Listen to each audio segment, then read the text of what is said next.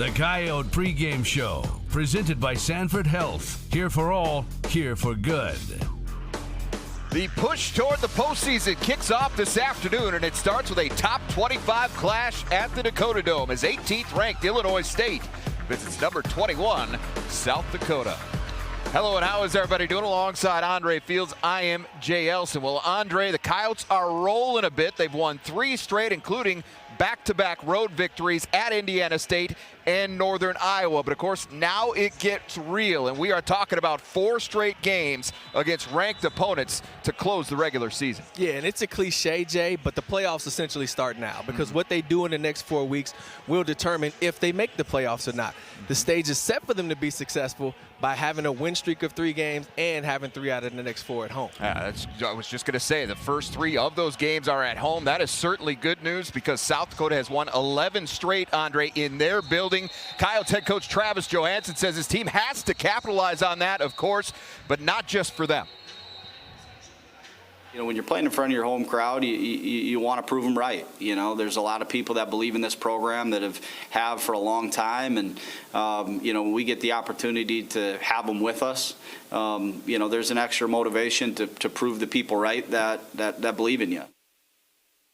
Now, as for Illinois State, the Redbirds have their own motivations. They fell to 1-2 in the Valley after a 40-35 homecoming loss to Youngstown State last week. Brock's backs team led that game by 9 points entering the 4th quarter, but were outscored 21-7 the rest of the way. Make no mistake about it, though, Andre, these Redbirds are talented and at one point ranked as high as number 6 in the country. Yeah, and they come in with that little chip on their shoulder, knowing that they gave one away that they shouldn't have lost, and they're going to be very, very anxious to get back into the winning column and stay in line for the playoffs themselves as well. No doubt about it. All right, stay tuned. A big one in the Valley is on deck. Illinois State, South Dakota will kick it off when we come back. But first, time for another tailgate tip from our friends at Build Your Base. All right, it is tailgate.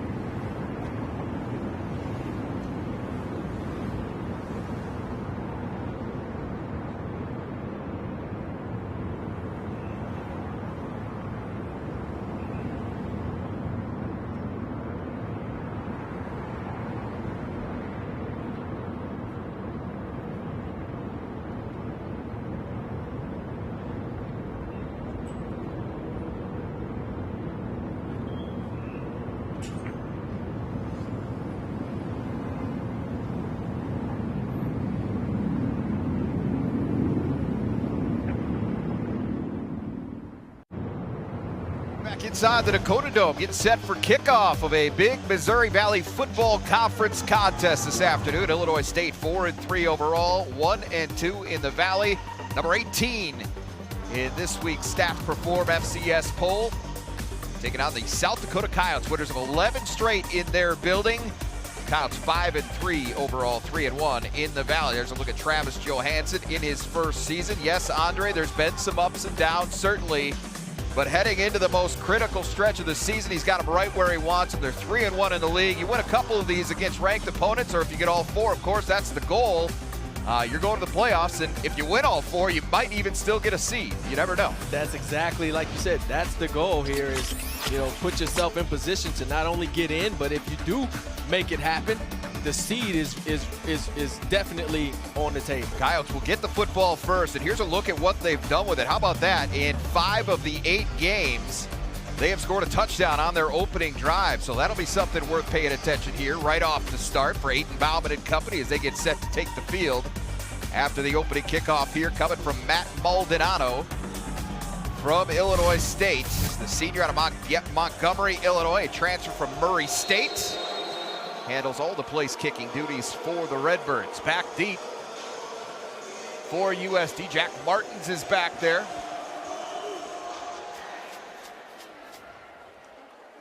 And they'll take it a yard deep in the end zone. Big opening off the left side. And he's out across the 40 to the 45 midfield. Flag comes in. So this probably going to get backed up a little bit. But a nice opening return there by Braden White, the true freshman wide receiver, making the most of an opportunity. He's played some time on special teams this year. This is a guy they really have high hopes for as he goes forward in his career, Andre, making a play here right off the start. How good will that play be remains to be seen, of course, with that flag sitting back around the 30-yard line of USD. Yeah, and that's probably going to bring him back into inside the 20, which is disappointing if you're Coyote fans, as you had gotten during basically the return, to midfield. personal foul, tripping, receiving team, number 25, 15-yard penalty from the spot of the foul, first down, South Dakota. So that is Rulian Stewart, starting defensive back. So not only is it a penalty, Andre, but instead of starting with the football at about the 45-yard line of Illinois State, they're going to have to start this drive at their own 15-yard line. So critical error right off the start for South Dakota. Yeah, you'd almost rather, fair catch then and start at the 25 if that's going to be the situation. But hopefully the momentum built from that, the excitement built from that can be sustained. Get a look at the numbers there for Aiden Bauman, the redshirt senior quarterback, making his 40th career start in a USD uniform here today. And there is Tennell Bryant hooking up with his speedster on the slot right off the start. He's got first down yardage out to the 27 of South Dakota. Yeah, and he was a little banged up this week, so it's good to see him get off to a good start there with a nice catch and then able to turn around and still pick up the first down as well. Yeah, Bryant was questionable coming into this game, a game-time decision, a true one at that, with an ankle injury.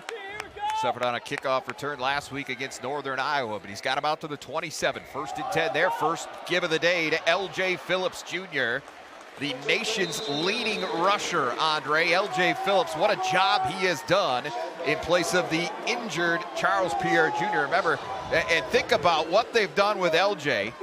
and what they had in Charles Pierre. And you put those two guys together, you realize just how good of a duo that was. Yeah, agreed. And to think that with just one set of the duo, we almost forget about Charles Pierre being the starting running back when the season started. Starting offense, you just saw it there, presented by Dakota Bank. Under center, Bauman. Play fake this time, looking to step up into the pocket. Over the middle, Lorenzo Fetter hauls it into Illinois State territory. He's got the 47-yard line, but Fetter and Bauman, that connection, Andre, has really been heating up here of late. And that was a good concept there. They had 3 guys on 2 defenders, and then Fetter was coming across the middle, and Bauman obviously able to step up into the pocket, deliver a good shot. Probably could have gotten upfield had he tried to put his foot in the ground, but nonetheless, great pitch and catch there, great scheme on that offensive play. Starting defense there for Illinois State. The middle linebacker, Ty Niekamp, one of the best in all of FCS football. Keep an eye on number 46 today. L.J. Phillips up the middle. Not a lot there. Patrick Bauer, the Sam linebacker, got into the backfield, got hands on him quickly, and it's a gain of about 2 yards for Phillips.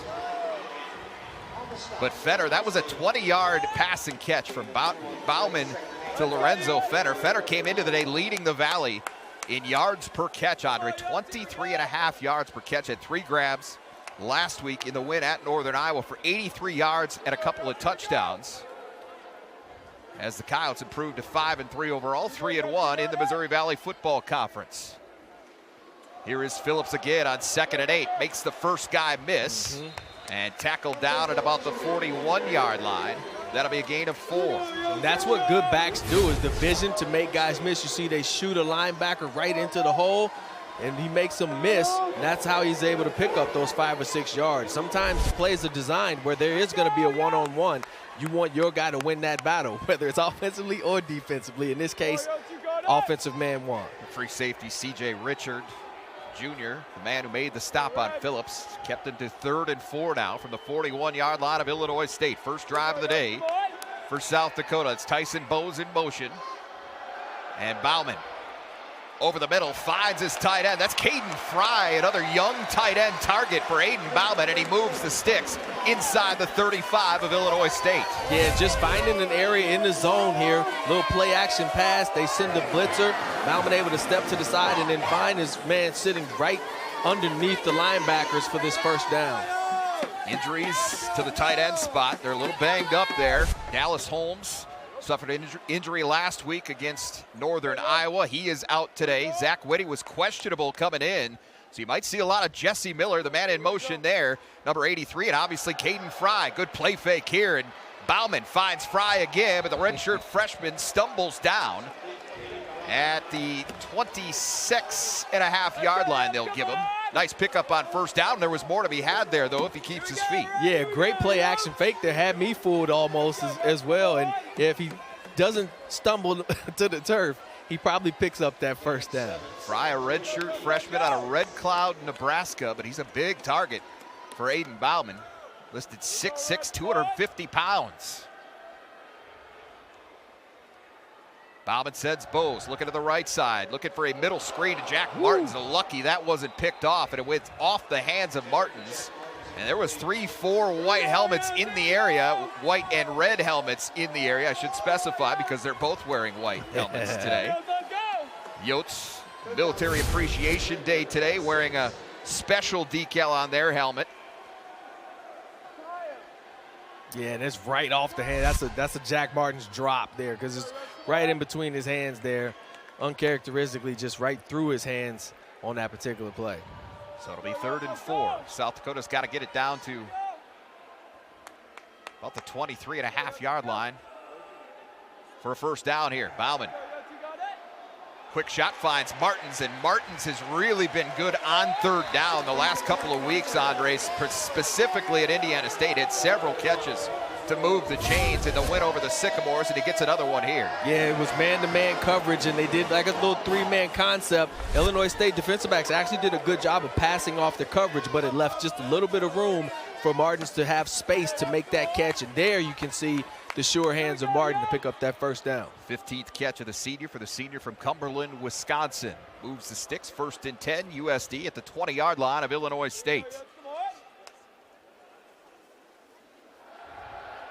Pressure up the middle, out into the flat, and LJ couldn't hold on to it this time. It handcuffed him a little bit, Andre, but there was a lot of room out there, a clean pass and catch, and the Yotes are really going to be in business, probably first down and goal. Agreed, and this one is definitely on LJ Phillips. The ball hit him right in the gut there. It wasn't a low ball or a high ball, so he's got to bring that one in. Couple of drops on this opening possession for South Dakota, but they're still moving the football. 2nd and 10 at the 20-yard line. Coyotes try to get into the end zone for a 6th time in 9 games on their opening possession here today. Phillips, good tackle that time by Bauer as he rips him down from the shoulders. Normally going high on a guy like LJ Phillips, not going to be a great idea, but Bauer gets the job done here. And he does a really good job of getting off of a block and then coming and making that tackle. And again, getting him on the ground, even with a high tackle, that's not easy to do. But Bauer with a great job there in the open field. Bauer guy came into the day leading the team in sacks with 3 on the year. Sophomore at Mount Prospect, Illinois. Limits Phillips to 1 yard on that carry, and now it's 3rd and 9. Martin's in motion this time. Pressure coming over the middle, up top, touchdown. No, the ball is dropped. Fenner had it and couldn't hang on through the ground. Yeah, and it's a zone coverage, and Fenner was able to get on top of the safety right away. And so Bauman throws the ball to the right spot over the top of the defender's head. We've actually seen this type of throw and catch in other games. But as you mentioned, Fenner not able to bring it down he wasn't able to hold it kind of over the head of the defender there, and as they hit the ground, couldn't secure it. That was Mason Kaplan in coverage. Good job to separate the receiver from the football there. And now Will Leyland on to try what would be a 37-yard field goal. Good snap, good hold. Leyland. It is up and it is through. So South Dakota does get points on its opening possession, but they settled for 3. 37-yard field goal from Will Leyland, and it's 3-0 South Dakota early. At Fast Auto Glass, we handle all of your glass.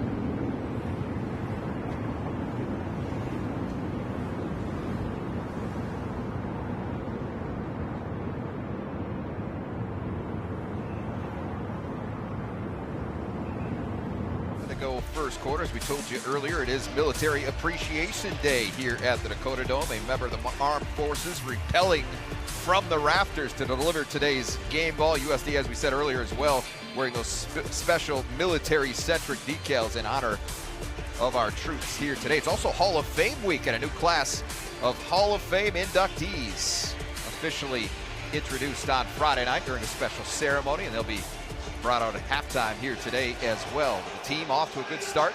3 points on its opening possession. And they have an early 3-0 lead on Illinois State. Yeah, opportunities missed there where they had the Finner with the ball in hand in the end zone, but unable to bring it down.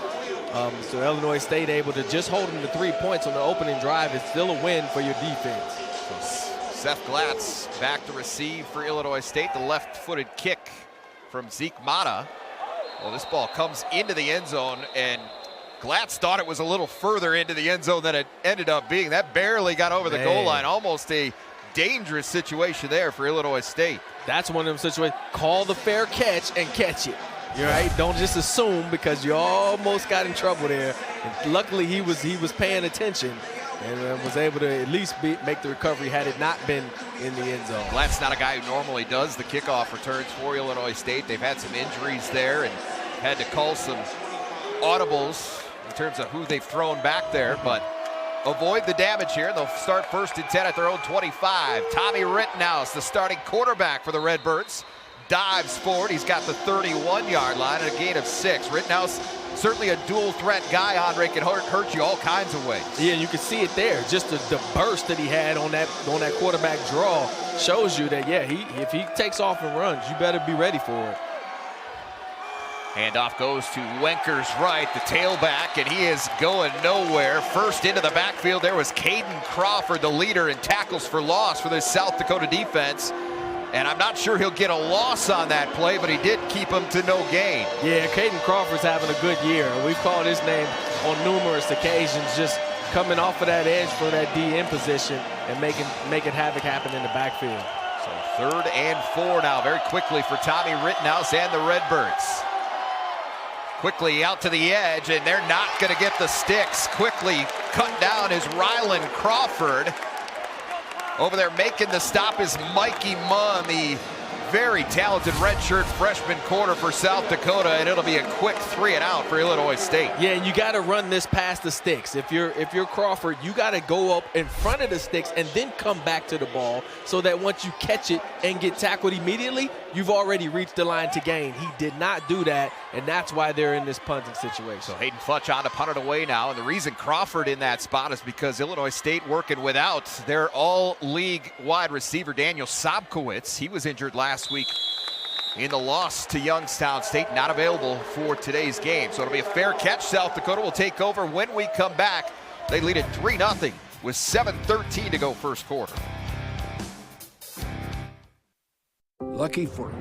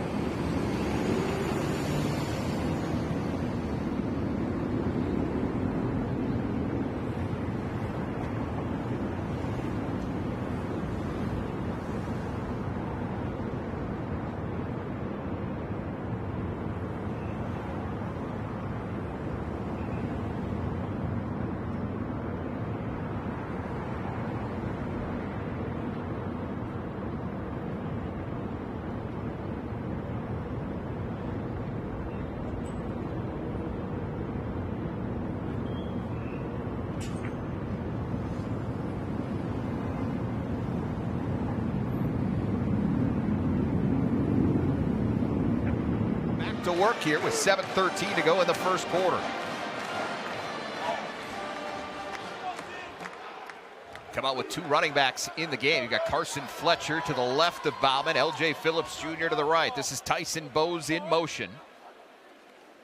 But the give is to Phillips, follows Fletcher, and there's nowhere to go as he's met immediately. That's Ty Niekamp, the man we spoke of earlier, the middle linebacker, making the stop for about a loss of a half a yard. And we talked about on that first series that usually there's going to be that one player in the hole that your running back is expected to make miss. Didn't miss him. Ty Niekamp there with a solid open field tackle. Niekamp, the son of defensive coordinator Travis Niekamp, former Redbird standout himself. His younger brother Dexter Niekamp, also on this team for Illinois State. As L.J. Phillips fights his way forward to the 17-yard line. Not much else there. It'll be 3rd and long. Yeah, the defensive line is doing a really good job right now of holding steady at the line of scrimmage versus that Coyote offensive line. Like they're not getting penetration into the backfield. They're not moving the line of scrimmage backwards, but they're not allowing USD to move them backwards either. And that's not creating lanes for those USD running backs. Bombing out of the shotgun on 3rd and 7. Need to get to the 24-yard line. Pressure showing here from LaShavion Brown, the strong safety. Will number 4 come? He will. Good pickup that time from Phillips. Throw is looking for Fetter, and it's overshot. Good coverage down there that time by Shadwell Kuba. And the Coyotes answer Illinois State's 3 and out with one of their own now. Yes, man coverage there. Like I said, good job of picking up the blitz. So it leaves one-on-one on the outsides, and Kuba able to just stay in great position and not allow Fenner to go up and make the one-handed grab. So Tyler Ebel on to punt it away. Among the best in the Valley and in the FCS, as a matter of fact, 3rd in punting average, almost 46 yards per punt for Ebel. This one is high, not quite as long, angling toward the sideline, and there's going to be good field position here for Illinois State. Still haven't marked the football. They spot it right at the 50. So Redbirds football there when we come back. 3-0 South Dakota. Hey, Dad. Hey, buddy.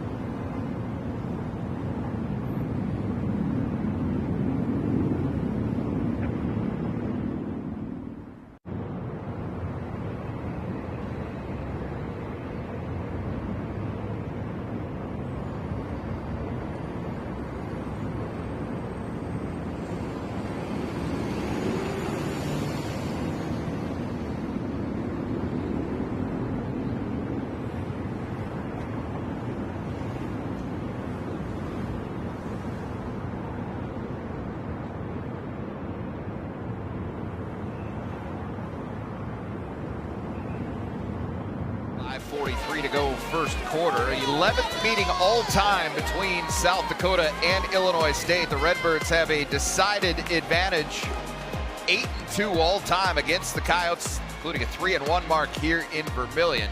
One Yotes win on their home field against the Redbirds came back in 2016. This is just the second time in this series history that both teams have been ranked coming into the game, so that's an interesting little tidbit as well. But Tommy Rittenhouse and the Redbirds now set to take over 1st and 10 right at the 50-yard line. Really good field position for him. And this Illinois State offense, Rittenhouse drops it to the running back out of the backfield as Victor Dawson makes the catch.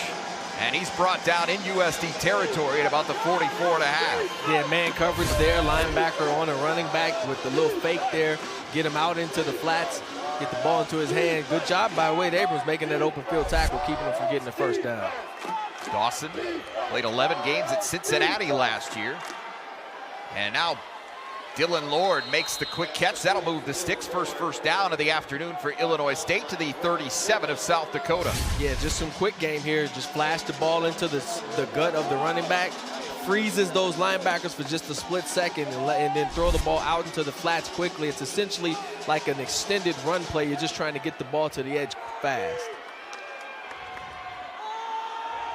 Rittenhouse keeps it. Nate Ewell did a good job reading that off the quarterback, and he forces Rittenhouse out of bounds at the 35-yard line, a gain of just 2 yards. Yeah, and Rittenhouse, you know, because of his speed, able to get those 2 yards. Still get a positive yards, even though Ewell was spying them the entire way. Talking to Travis Johansson about Rittenhouse, obviously he was worried about what he could do in terms of damage with his legs, but he says where he really gets worried is more in the scramble game when it comes to Rittenhouse, as he gives it off to Dawson, who fights forward to the 32 of South Dakota. And it'll be 3rd and medium now for Illinois State. Niall Dickel in on the stop for the Coyotes that time. Yeah, and this is one of those situations where that quick game we saw on 1st and 2nd down is really crucial, because it can get you those quick 5 yards. That's all you really need. You freeze those backers with a fake and then get the ball out quickly. So 3rd and 5. Illinois State needs the 27-yard line. Rittenhouse pressure coming. Ball is loose. Picked up by an offensive lineman, but it's going to be a huge loss back to the 40-yard line. Travis Johansson is upset about something on the far side of the field there for South Dakota. But this is a big loss, Andre. Knocks Illinois State, you would think, out of field goal range here. Agreed. So they tried to set up a quick draw play where they pumped the throw and then they were going to hand it off. But because Nathan LaPerriere was in the backfield so quickly, Rittenhouse actually doesn't hand it off and tries to throw it to the running back. So I think it would have been an incompletion, but they played it as a fumble. Nonetheless, it does push them out of field goal range. So big stop for South Dakota that time. Now Futch, end over end toward the end zone. Good coverage down there, and it's Great caught job at the 2-yard line. There for Illinois State was Shadwell Kuba, one of the starting cornerbacks, makes a tremendous play on special teams. And it fills my heart with joy because I can remember being a Coyote myself and having to practice that drill and catch the ball on punts right in that exact same spot. Great job by Kuba tracking it down and setting up the Coyotes deeply backed up into their own territory. All right, let's check in with our friends at Sanford Health quick. At Sanford Health, primary care means being there when and where you need it most. It means building a relationship so your provider can deliver the best care for your whole life. Find a primary care provider at sanfordhealth.org. Coyotes deep in their own end again. LJ Phillips fighting for what he can here, and he does manage to push the pile forward back to the 6-yard line. That'll be a gain of 4, but South Dakota started its third possession, Andre. The first drive started at their 15, the second was at the 14, and this one started at the 2. Yeah, they haven't really had great starting field position, able to get 3 out of it on that first drive with a couple of nice passing plays off of play action. We'll see if they go back to that game plan here on this possession. A little more breathing room anyway after that first down carry from LJ Phillips. And here is Aiden Bauman and company.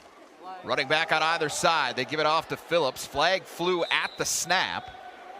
And Phillips is going to be stopped for no gain this time.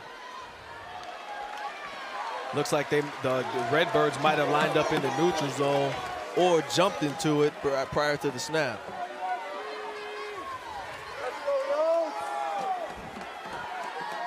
So Jason Perkins is our referee today, and he's getting the explanation from his crew now. It looks like it will probably still be second down. Offside, defense, number 8, 5-yard penalty, remains second down. That's Christian Lorenzo, starting defensive end for Illinois State. It is not enough for a first down, but it does remain second down as the ball moves out to the 11-yard line. Yeah, so now the Yotes get a little bit more space and a shorter yardage to gain in order to get that first down. So huge penalty there by Christian Lorenzo. So Carson Fletcher, the true freshman, behind Bauman in the pistol on second and short. He'll get a carry off the left side. Fletcher has the first down out to the 17-yard line. That's a gain of 6. Yeah, nothing fancy here, and Fletcher doesn't do anything fancy, just takes the ball and goes right to the hole that he's supposed to, and actually almost is able to squeeze through it. Fletcher's become something of a short yardage specialist over the last couple of weeks here as his role has continued to grow here in his freshman season. They have a pretty good short yardage guy starting with LJ Phillips, but hey, if you can get him a break and give that guy a carry, it's been working out okay for South Dakota of late. Lorenzo Fenner in motion this time. Big pressure quickly, and that forces an errant throw from Bauman, who was kind of back on his heels there, and he misfires wide left of the target, Lorenzo Fenner. Wide left and a few yards short because, yeah, as you mentioned, he was retreating quickly and trying to get that thing out. Well, you really see with this Illinois State, they're not afraid to bring some pressure, and they're an aggressive style defense under Brock Spack, a defensive guy now in his 17th season on the sideline for the Redbirds. Former Purdue Boilermaker Brock Spack, longest tenured guy now in the Missouri Valley Football Conference. Give it off. Here is Fletcher again. Bounces off a guy. He's got the 21, not quite the 21-yard line. That'll be a gain of about 3.5, maybe 4. Yeah, I think it might have been Kuba out there. He just puts his head down, tries to go through him. Kuba takes the blow, but is able to hold on, and that's what you got to do as a defender. If you can't do anything else, hold on so that the rest of the teammates can come and clean it up. Keep it to a short gain, and now we got 3rd and 7. It was C.J. Richard, the guy that actually got run over there by Fletcher that time. But another third down for South Dakota. There's been a lot of them already. They're 2 for 4 so far today as Jesse Miller resets to the right side of the formation. Bauman floating one. Fenner trying to get some separation, but again, good coverage downfield that time. Dorian DuBose this time running step for step with the Yote standout receiver. Yeah, and there's absolutely no call here. If anything, Fenner's trying to fend him off and keep that space by having his hand out. This is just a little bit too far outside of Fenner's reach, and the Coyotes are going to have to punt. Ebel punting from about the same spot as he did last time. And Dylan Lord is back deep to receive for Illinois State. Ebel, more of a line drive this time, and it kind of handcuffs Lord, and a great bounce here for South Dakota. Takes a left turn just shy of the 20-yard line, but that'll be a big kick for South Dakota as it flips the field completely on Illinois State. Yeah, and it's actually a good job by Lord, right? If you can't catch that one clean, yes, you want him to if you're the coaching staff, but you also don't want him to muff it. That one did kind of come in hot. He had somebody in his face, so he does a good job of getting away, and of course it benefits the Coyotes as they get that extra field position. It's a 58-yard punt from Ebel, his 12th of 50 yards or more this season. Illinois State with Tommy Rittenhouse take over 1st and 10, late first quarter at their own 21-yard line. Empty backfield here on first down for the senior quarterback for Illinois State. Quickly out to the edge, that's Luke Maylander. And he's ripped down to the turf by Nate Ewell, but it'll be a gain of about 7 yards. Yeah, it's a good job of Rittenhouse just finding it, finding the open guy, firing a good ball out there nice and quick. It was man-to-man coverage. Not a lot of pressure in his face. He's able to throw a good ball, and now we're in 2nd and short. They do get that out. No, they're going to say he did not get that off before the end of the first quarter. So that'll do it for our opening frame in Vermillion. Defensive bout so far. 15 minutes in, South Dakota, a 37-yard field goal, the difference. Here, we believe in doing good, even in small ways.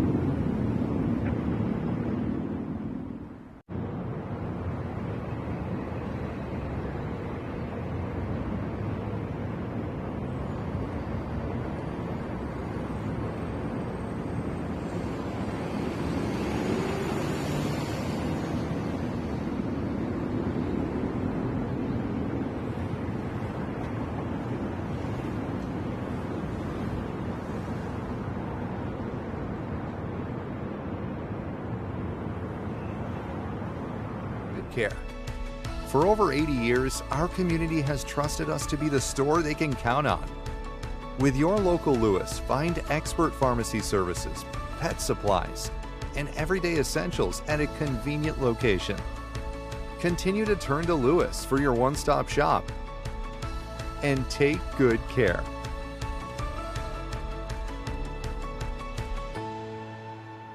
It's not just about the degree. It's about...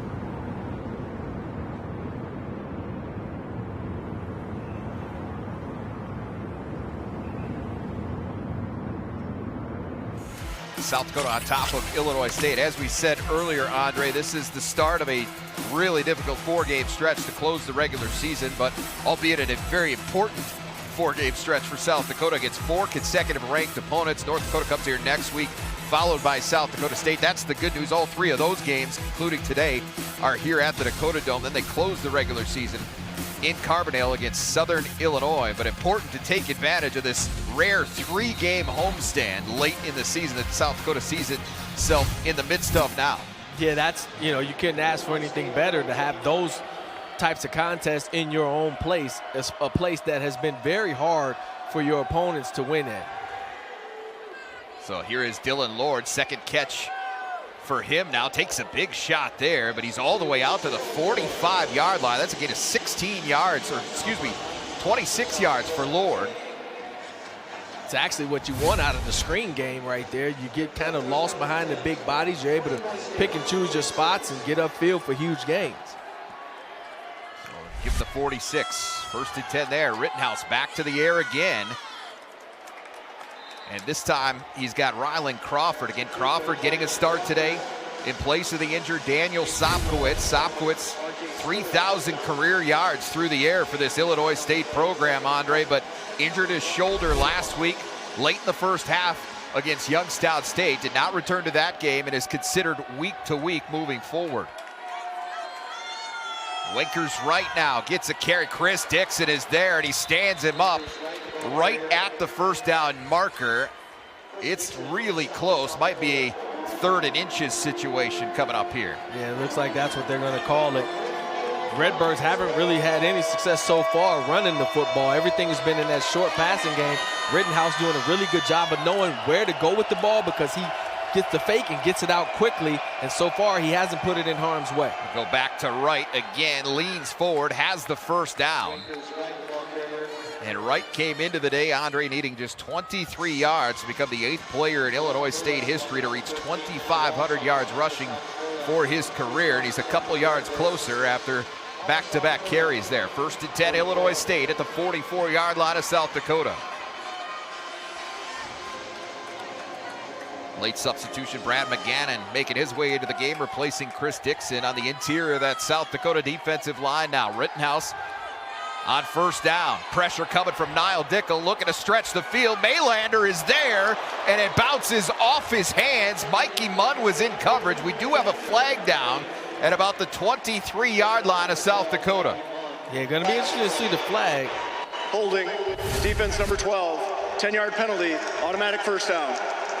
So Munn is called for the hold here, but look at this. This ball was right. It actually hit the face mask of Maylander that time. It should have been a touchdown despite the hold.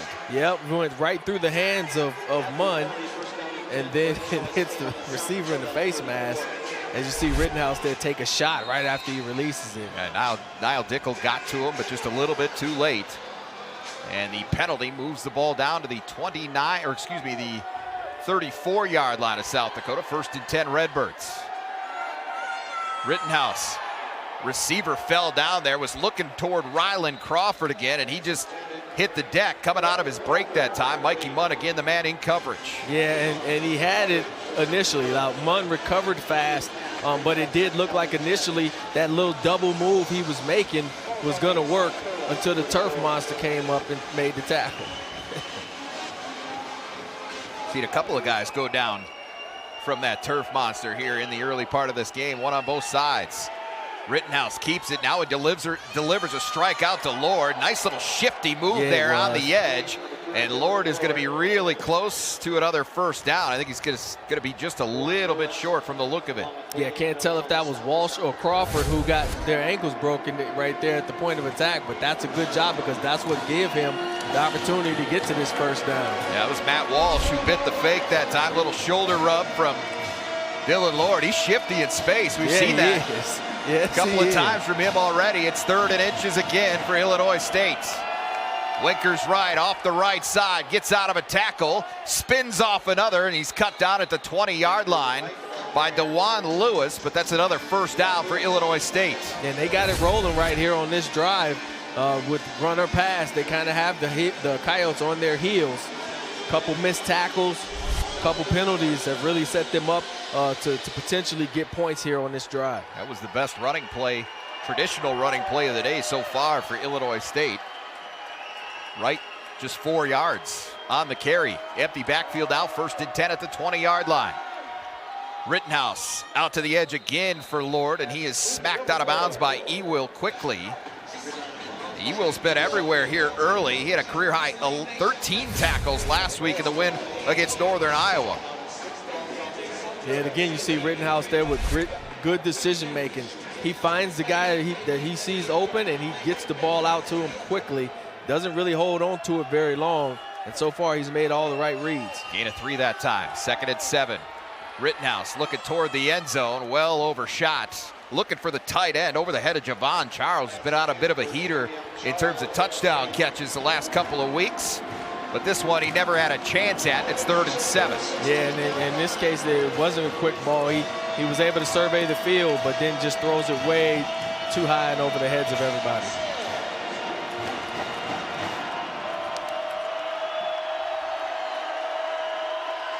Rittenhouse with right to his right. Give it to the running back, and he's down close to the 10-yard line. That's close to another 1st down, Andre, but not quite enough. So it's going to be decision time here for Brock Spack and the Redbirds. And they're going to trot out another tight end, Scotty Presson, the 2nd, to beef up that front a little bit here. It looks like they're going for it all the way. Yeah, and I wouldn't be surprised if you see like a play action with some boot here. Take advantage of Rittenhouse's legs, or see if you can find an open guy here just to pick up this 2-yard 1st down. Rittenhouse keeps it, finds Presson, and he's into the end zone. Touchdown, Illinois State. And just like mentioned there, nice little boot play. You give the fake inside that's going to hold everybody in tight.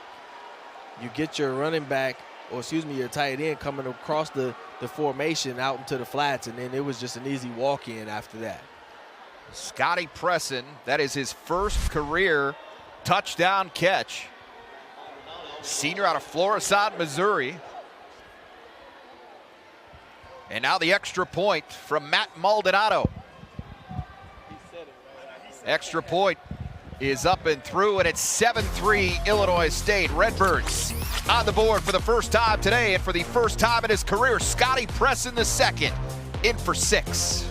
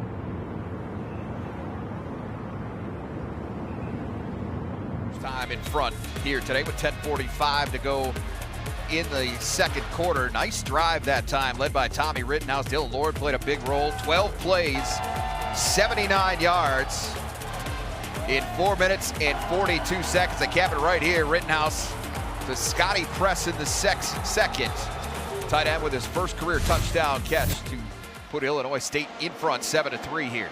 They started the drive with a lot of short, quick passes, right? Quick fake, get it out quickly. Well, then that kind of opened up things for both the running game, because then you started to see they had some success in running the ball. in that drive that they weren't getting in the previous couple drives that they had. And then, of course, the short passing game to get them into the end zone. Very efficient drive, very well executed drive, and I'm very impressed with Rittenhouse on that particular series. Maldonado on to kick it away. Braden White had a big return called back due to penalty. Freshman gets another crack at it here, and this time Illinois State does much better. Covered him up, knock him down right at the 20-yard line. So South Dakota will start with it there, and we will take another quick break. 10:39 to go first half, 7-3 Illinois State. In 19...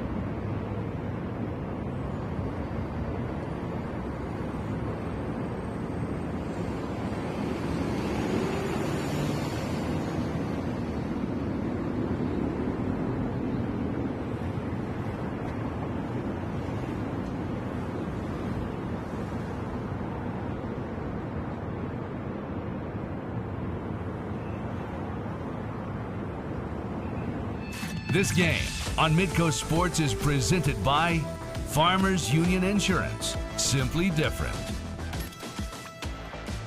7-3 Illinois State leading South Dakota. Dave Bauman and company looking to respond to that touchdown drive from the Redbirds, taking over 1st and 10 at their own 20-yard line. South Dakota moved the football very effectively on its first drive, Andre. Got that 37-yard field goal from Will Leyland, but since then, it's been tough sledding. This is the best field position they've had since then. But even now, they're at their own 20. Bauman just had to get rid of it. Goes all the way back across the field. There's no one in the area. And the question is, was he outside the tackle box? It's a great question because he moved, but I don't know Ball how got far. past the line of scrimmage, though. Looks like so they're that's saying fine. he did. Yeah, looks like saying he moved out of it and ball's back, so second down. Great coverage. That means great coverage there by the Redbirds. Yep. Nowhere to go with the football. Throws it to the sideline. So pistol formation here on 2nd and 10. Phillips the deep man.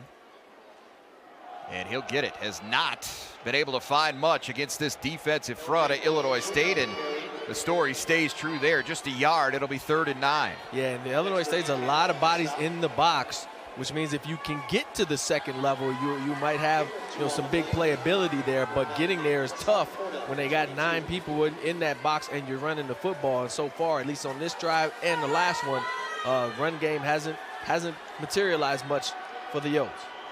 So 8 carries, 21 yards now for L.J. Phillips Jr. The long is 6. Pressure coming. Bauman over the top, finds his man. That's Fenner.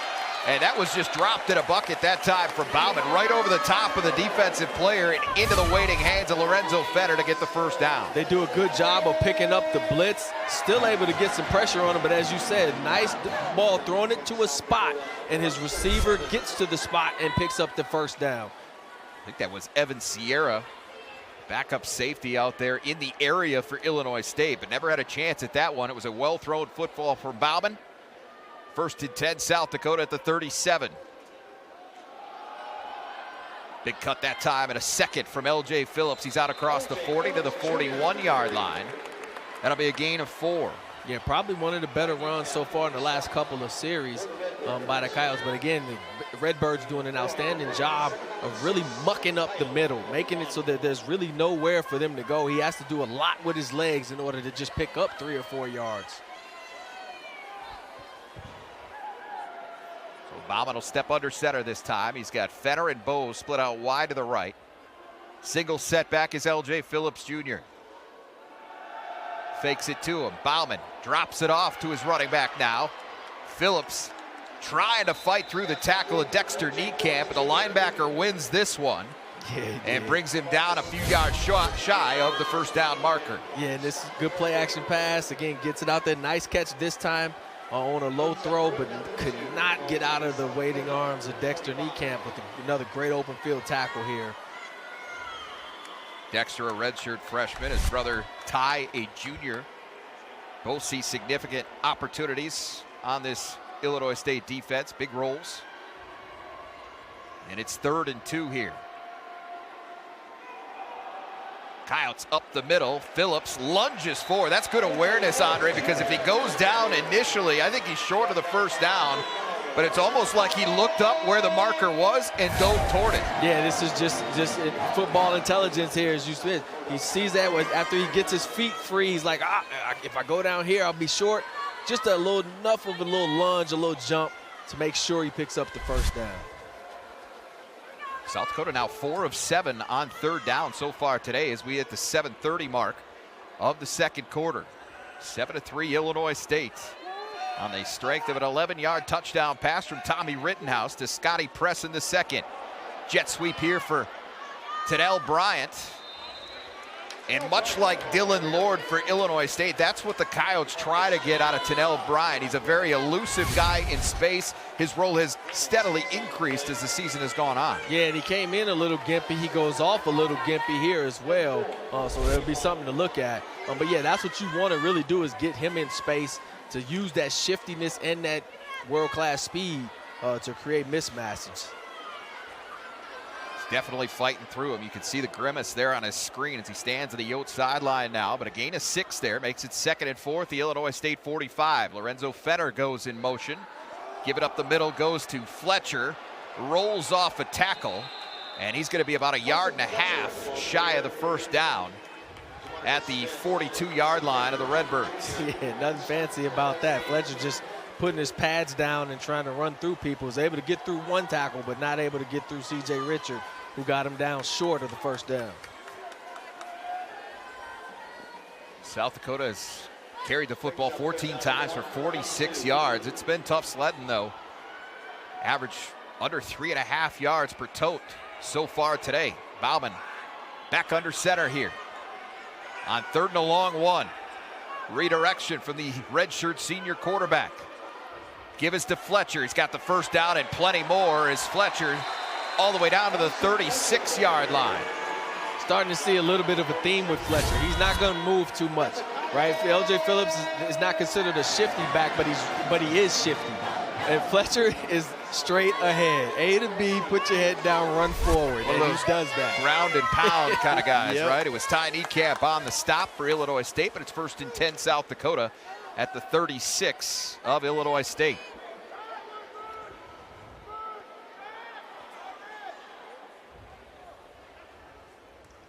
Bauman gives it off to Phillips.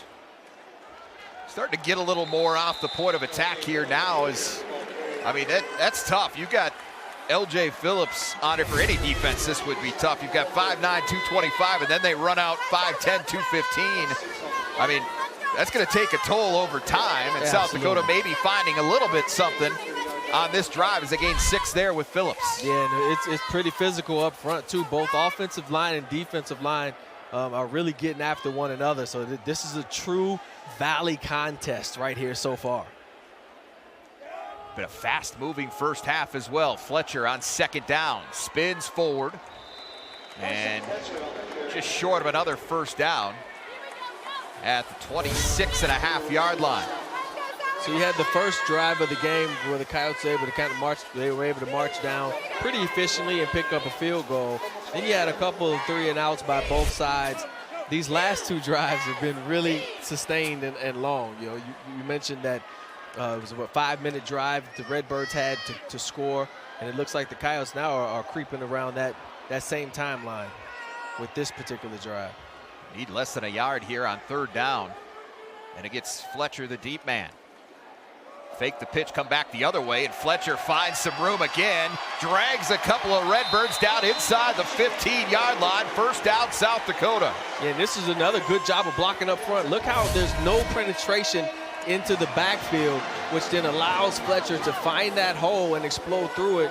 And then once he gets to the secondary, I mentioned this, there's so many guys at the line of scrimmage that once you get to the second level, you actually have a chance at some really big plays. Lorenzo Fenner was almost collateral damage that time. Got out of the way just in time as Fletcher blew past South Dakota's wideout there.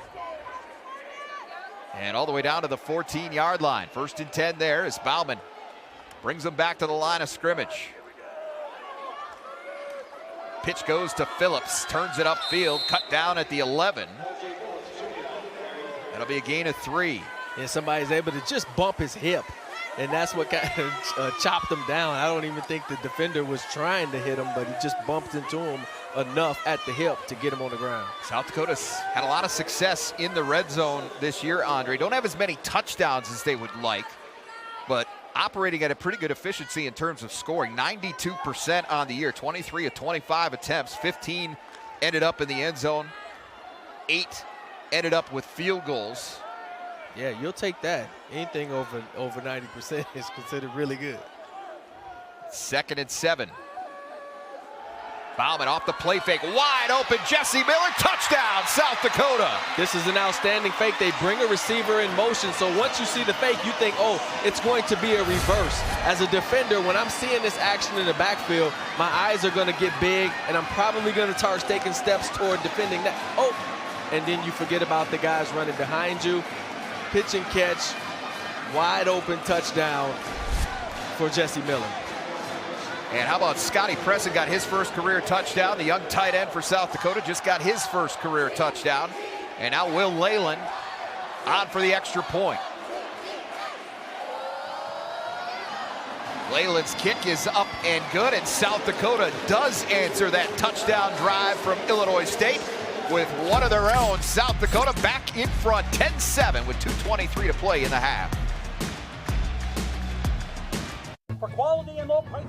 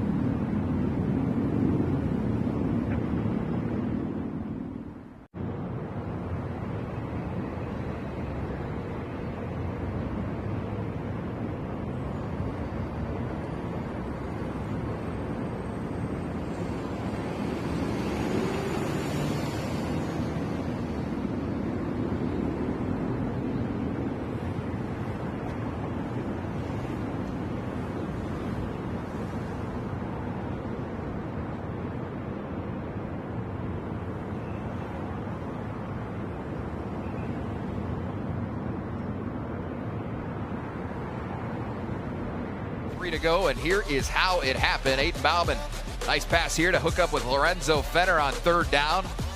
Black and blue drive, though. A lot of this up the middle, 3 yards in a cloud of dust. Then it got to be more like 4, 5, 6 yards in a cloud of dust, but a dime right there from Bauman to Jesse Miller for his first career touchdown catch from 11 yards out. And South Dakota back in front now, 10-7 with 2:23 to play in the ball game. Zeke Mata, the reigning Special Teams Player of the Week in the Missouri Valley Football Conference, ready to kick it away for USD. Mata earning that award, Andre, not because of his kickoff prowess last week against UNI, but because of the school record 58-yard field goal he hit on the final play of the first half, which ultimately proved to be the difference in that football game. Yeah, and it had a few extra yards from the angle that you were able to pick up. And this time, Glatz will catch it off the fly, take the knee in the end zone. They'll bring it out to the 25-yard line. But Tommy Rittenhouse and company back to work now, and a chance maybe to double dip here, because remember, Illinois State won the opening coin toss, deferred its option to the second half, and they will receive to start the second half. Well, and then you also wonder then how will they change up the game plan so far? A lot of short passes, a lot of play action, quick game, with some mixed in solid runs, but will they try for some more shots here to see if they can get quickly into the other field position? Rittenhouse looking for Presson, and a little chemistry developing between Rittenhouse and Presson. The tight end on the out that time makes the catch all the way out to the 42-yard line. That's a gain of 17 yards. Good protection up front. Rittenhouse pretty much had all day to survey the field on that one. Clock continues to run after the chains are reset because we're over 2 minutes. And now Rittenhouse right back to the air, Rylan Crawford. And he is stood up by Ruley and Stewart, but he needed some help to get the tackle completed. Wade Abrams, Chris Dixon, DeJuan Lewis, Nate Ewell all over there to help him out. Got him down to the turf, and that'll be the final play before the 2-minute timeout. So we will step away again here at the Dakota Dome. 2 minutes to play before halftime. 21st ranked South Dakota on top, 10-7 over number 18, Illinois State. Your first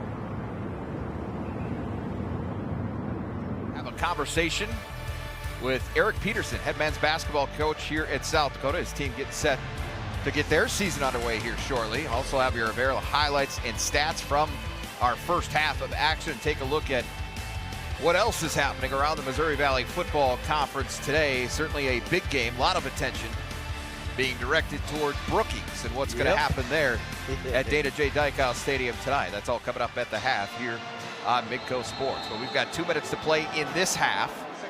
Tommy Rittenhouse and Illinois State out around midfield, 2nd and 4 at their own 48-yard line. Trying to get some points on the board before the break. Here is Seth Glatz, and the transfer from Western Illinois takes it down to the 40-yard line of South Dakota. That's a 12-yard gain. Yeah, this was a good call here. USD was in a too-high coverage, means two safeties over the top. They were able to find some holes in the secondary, because when you're in the too-high safety, it's a lot of space, especially in the middle of the field. Both teams have their full complements of timeout. South Dakota was able to burn a little time there with a late substitution that they were able to match from Illinois State. Over the middle it goes. Presson off the hands and incomplete. DeJuan Lewis there in coverage for South Dakota, but Presson, who's had two big catches here on the last two drives for Illinois State, unable to hang on this time. Yeah, and you can see him mad at himself because it's one that he should have caught.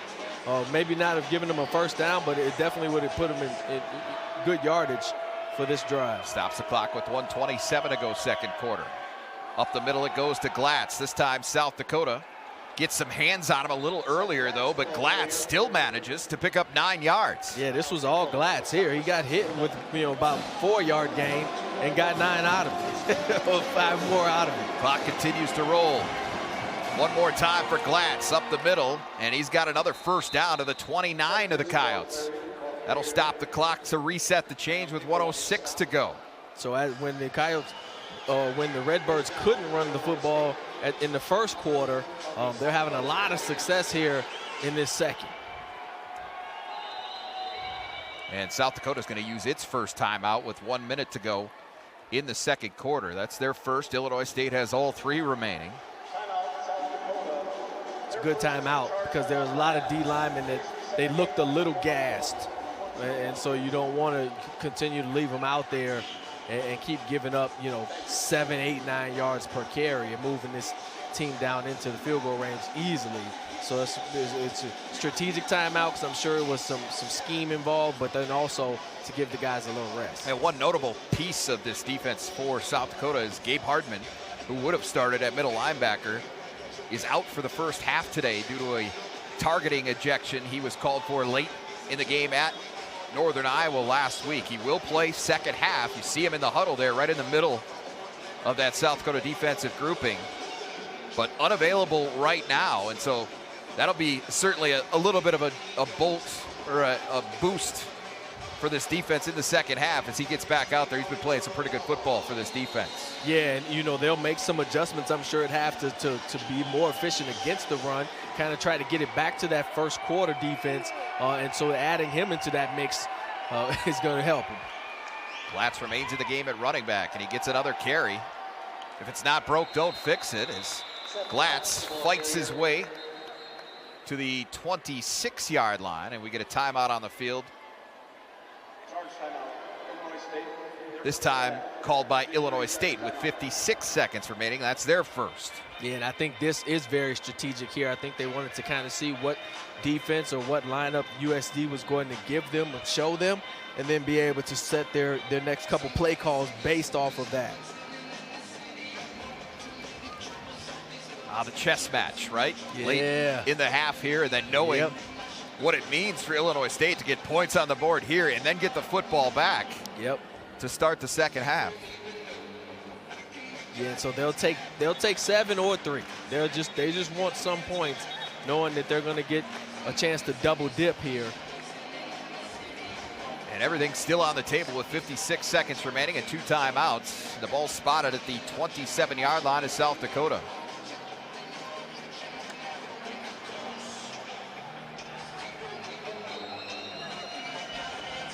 Out of the huddle comes Illinois State. Glatz, still the running back, lines up to the left of Rittenhouse.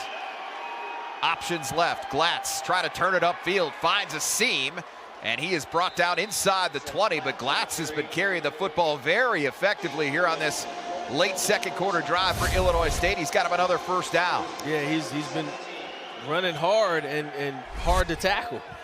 Rittenhouse. Late throw over to Lord. We've seen that a couple of times where it looks like Rittenhouse is going to run it and then pitches it out laterally to Dylan Lord, who's able to turn it upfield for a couple of extra yards. They're doing a really good job here, too, of just mixing run and pass and with this sideline game, we're calling it, where they're trying to sprint out and then, like you said, pitch out to the edge. They really have USD's defense on their heels here on this drive. And now maybe some pre-snap movement from Illinois State. But a pretty clean half. False start.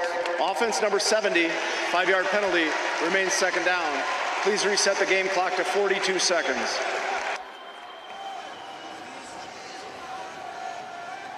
Logan Brasfield, the right guard, called for the false start that time. So that'll back him up 5 yards to the 14-yard line. It's 2nd and 7 from there.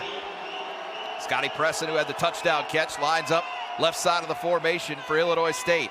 Rolling right, here's Rittenhouse, turns it upfield and undercut there by Ruley and Stewart.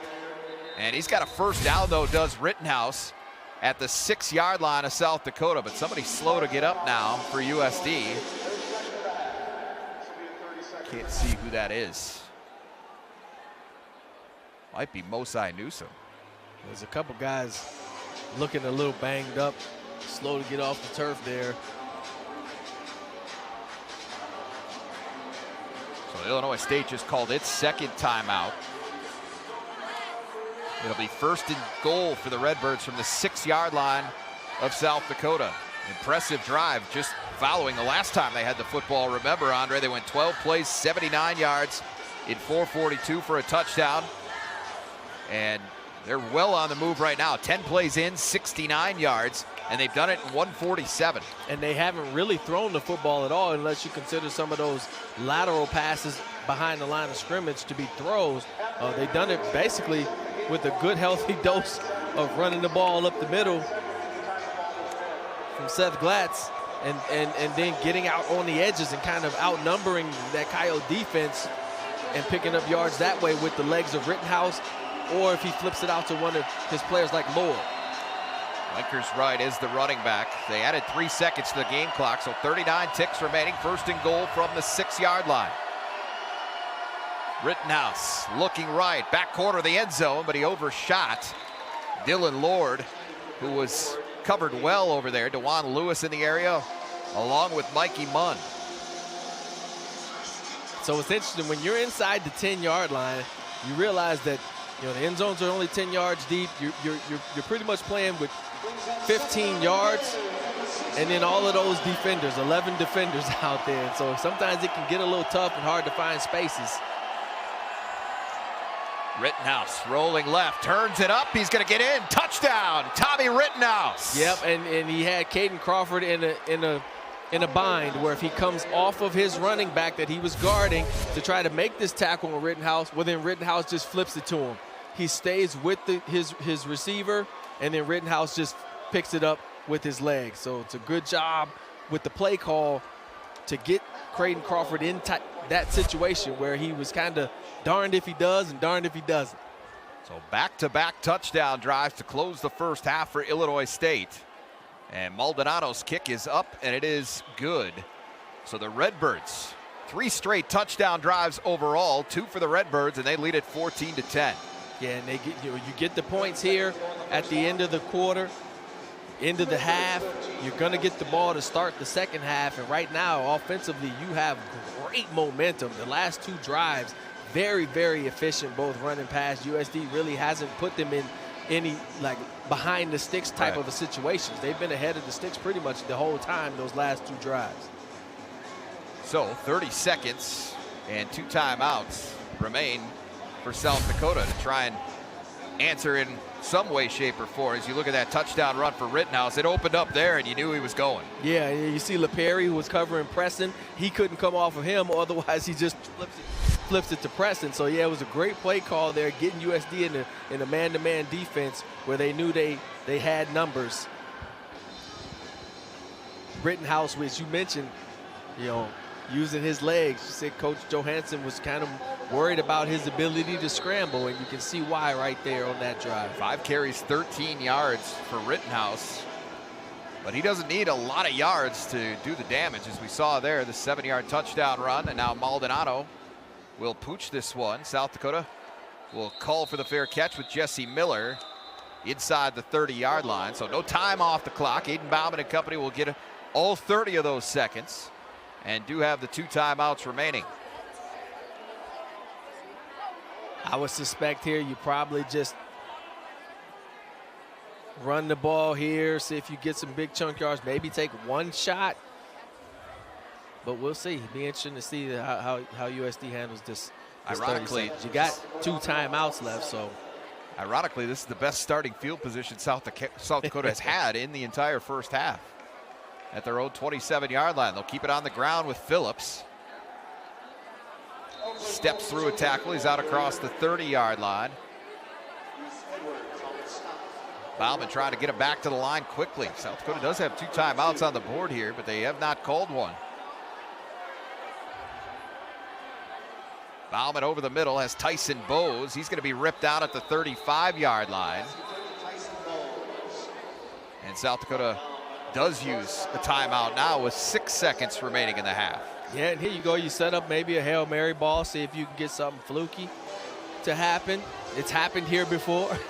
So maybe you try it deep, or if maybe you just stay a little bit more conservative, you take the knee and go into the half and start making adjustments.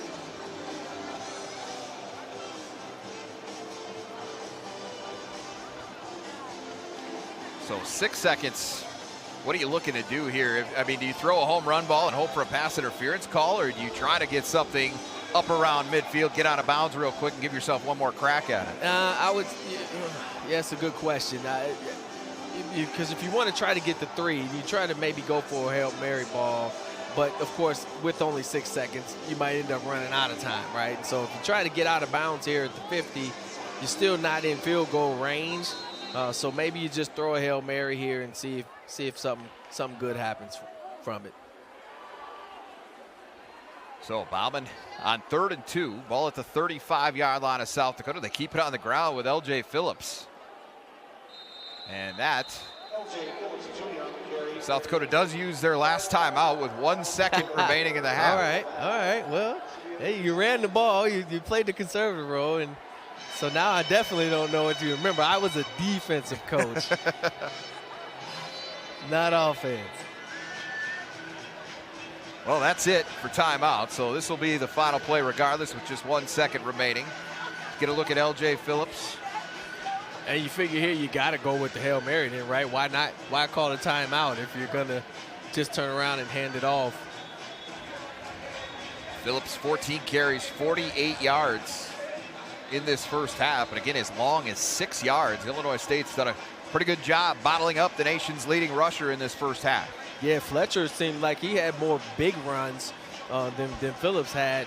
And maybe that is, the case because you're going to definitely put your focus on stopping or slowing them down if you're the Redbirds. So the ball will be at the 40-yard line of South Dakota. Bauman will send 3 wide receivers out to the left. And now we're going to get a timeout from Illinois State after they saw what South Dakota had intended. So we talked about chess matching. Here you go.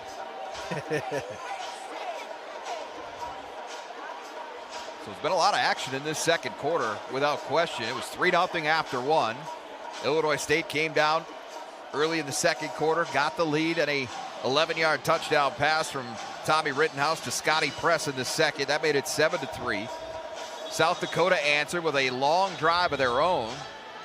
11-yard touchdown pass from Aiden Bauman to Jesse Miller. That made it 10-7 USD, and then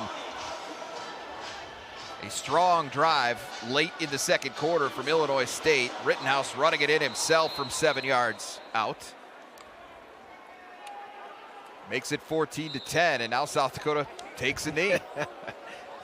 I guess they wanted to see if obviously the Redbirds put guys back to keep the Hail Mary out, so they said, screw it, let's just go into halftime. So 30 minutes in the books here in Vermillion. And Illinois State, number 18 in the country, a 4-point lead on South Dakota at the break. 14-10, back with more from Vermillion after this.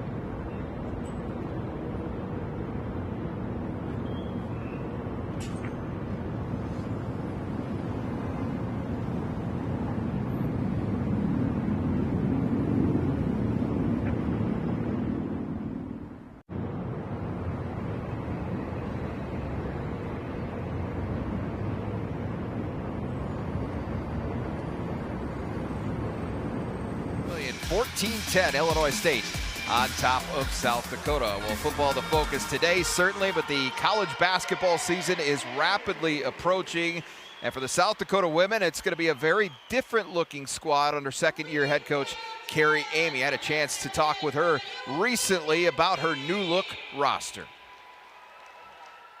Carrie, there are rebuilds and there are tear the page, start over. That's the kind of thing you've had going on over the last couple of months. Yeah, it's with two returners. There's a lot of new faces that are going to be on our roster next season. And, I think our staff, give them a ton of credit. They did a fantastic job of, just taking our situation and what we had and, going out and trying to find the right fit and players that we felt like could help us move towards more and more how we want to play, how we think we can be successful in the league. Well, let's do the math here. 2 returning players, as you said, 9 transfers, and 4 freshmen. That gets you to 15. The 9 transfers. Obviously, the transfer portal is such a hot topic in all of college athletics. What has that life been like for you? I don't know if anybody in the country has signed as many players as the Amy's over the last couple of years between Idaho and now South Dakota. Yeah, what's interesting is it's unique in the sense of each year the portal has looked a little bit different. 2 years ago there were a lot of still COVID athletes in the portal, fifth-year kids, things like that. This year was very unique. It's kind of we're getting out of the COVID years, less of kind of those fifth-year situations.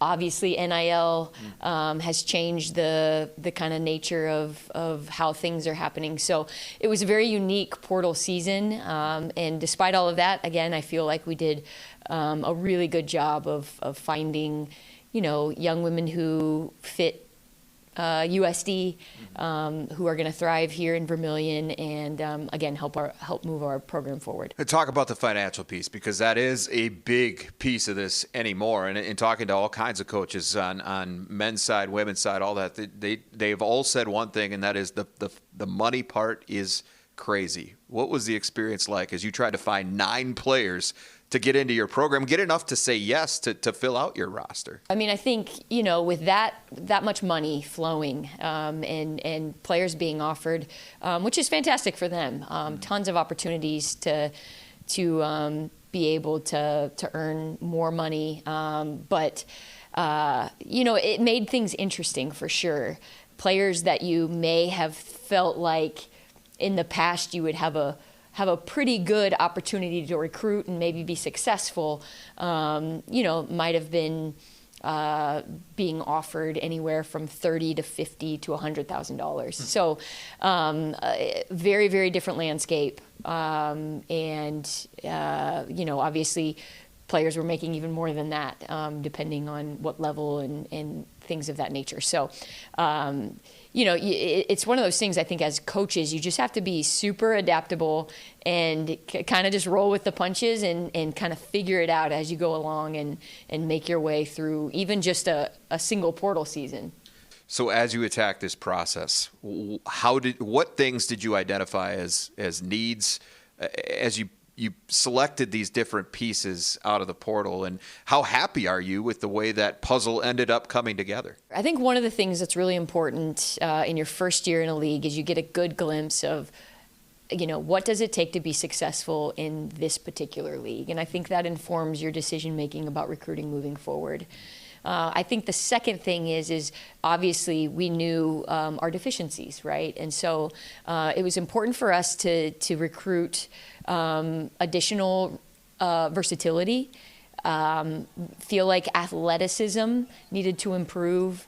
Obviously, we really struggled to defend the ball last year and be able to control the ball. So those were all things defensively that we felt like would help us: the versatility, the athleticism, the ability to defend the ball. And then even offensively, just trying to build a roster where we felt like we had multiple weapons in a lot of different areas on the floor. And again, felt like we were able to address a lot of those issues. obviously when you walk into a situation, you inherit a bunch of players that you didn't necessarily recruit, and you try to pull the best out of them that you can, trying to play as close to the way that you want to play. But I know in our conversations last year, you said, this isn't ideal in terms of the way that a Carrie Amy coach team would play. Do you feel now with the group that you put together and that you had a hand in entirely, how different is it going to look just in terms of the X's and O's and things of that nature on the floor next year, do you believe? Yeah, I mean, obviously you never really know for sure until you get an opportunity to work with the players that you recruited.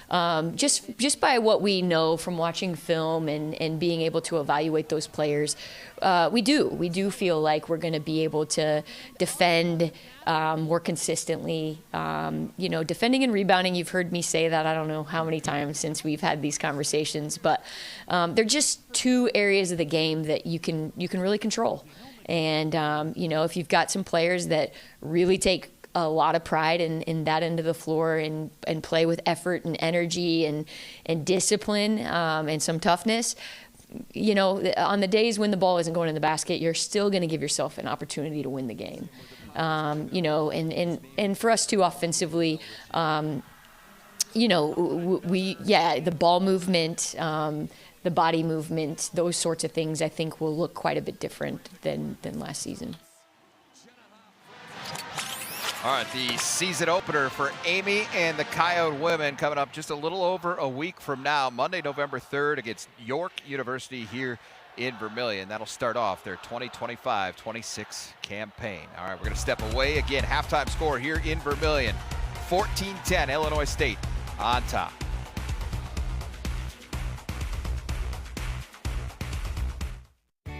Night.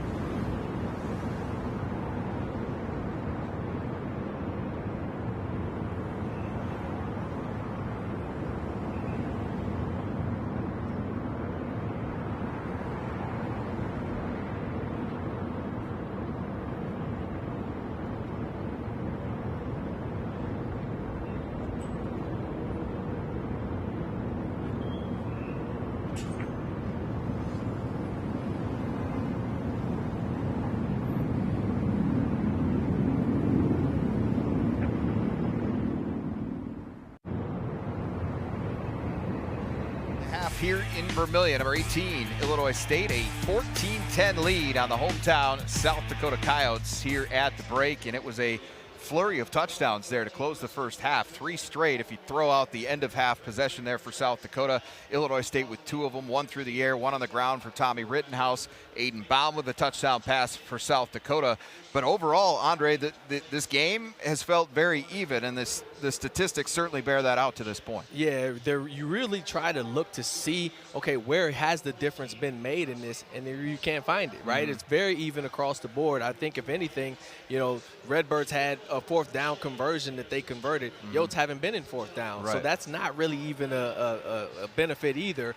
So, yeah, very well played, even first half. It's going to be exciting to see what happens in the second. All right, let's take a look at your Rivera highlights from the first half here today. And again, 14-10 your score. Tommy Rittenhouse as good as advertised at the quarterback spot for the Redbirds. Yeah, did a great job throwing the football with efficiency, and I mean like making the read and getting the ball out of his hands. And then he also did a really good job of using his legs late in the half to make some plays as well. Yeah, Rittenhouse 10 of 14 through the air for 88 yards and a touchdown.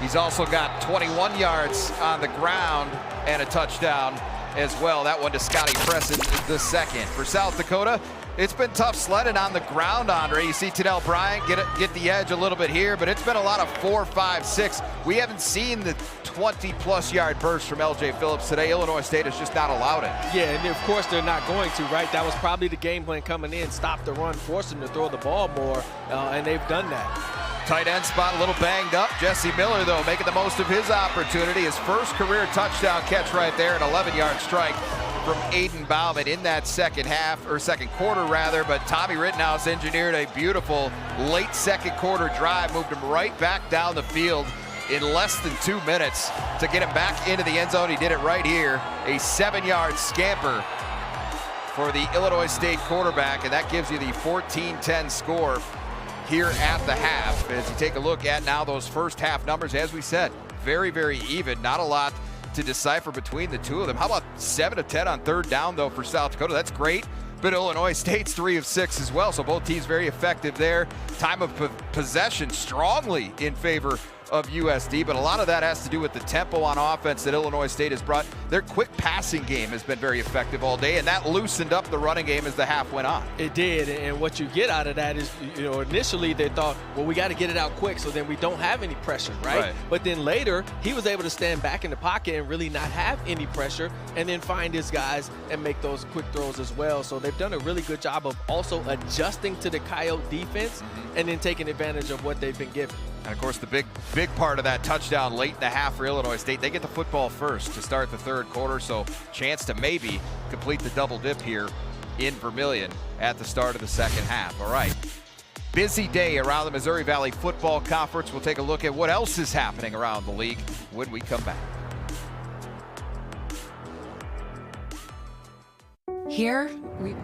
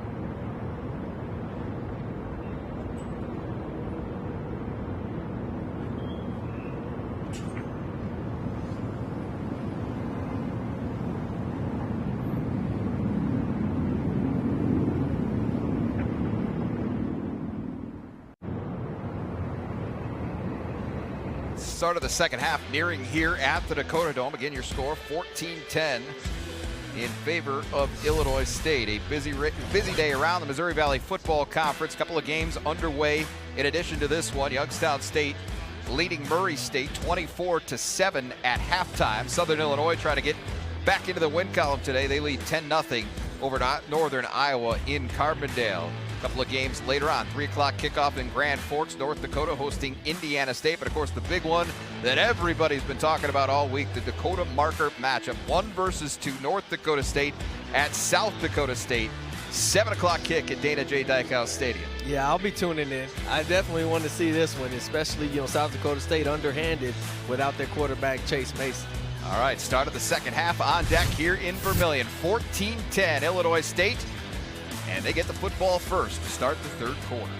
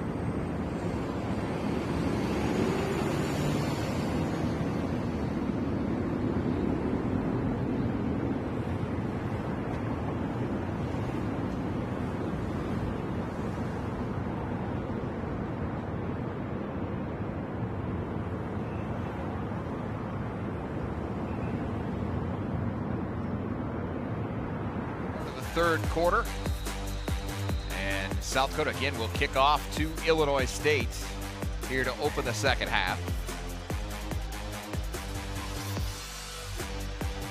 Tommy Rittenhouse and company trying to go back to back what ultimately would be 3 straight touchdown drives if they're able to do it, because they scored touchdowns in each of their final 2 possessions of the first half. They'll get it first again here in the third quarter. Zeke Mata to kick it away. Seth Glatz, who had a great possession before the half running the football. He was very effective for them on the ground. Stands back at his own goal line to receive.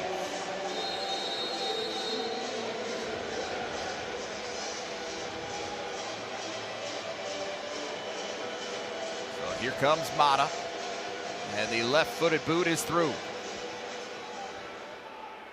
Glatz runs up on it at the goal line, and he'll bring it out. Glatz across the 25. Glatz steps out of a tackle to the 45 to midfield, and Illinois State, great field position to start the second half. Seth Glatz came in really the third option at running back, Andre, but he's been the most effective on the ground for them so far today.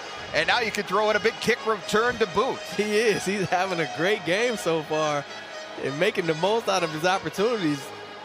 It looks like he might even get back out. He's coming off now. But, yeah, great return. Both teams starting off both halves with good returns. This one with no flags sets up Illinois State in great field position to start after coming off of a scoring drive to end the first half. So good momentum here for the Redbirds. So Winker's right. Returned the second half kickoff 53 yards last week against Youngstown State for Illinois State. And the Redbirds immediately took that in and scored a touchdown. We'll see if they can duplicate that feat here as Victor Dawson gets them 4 yards on first down. A little tempo.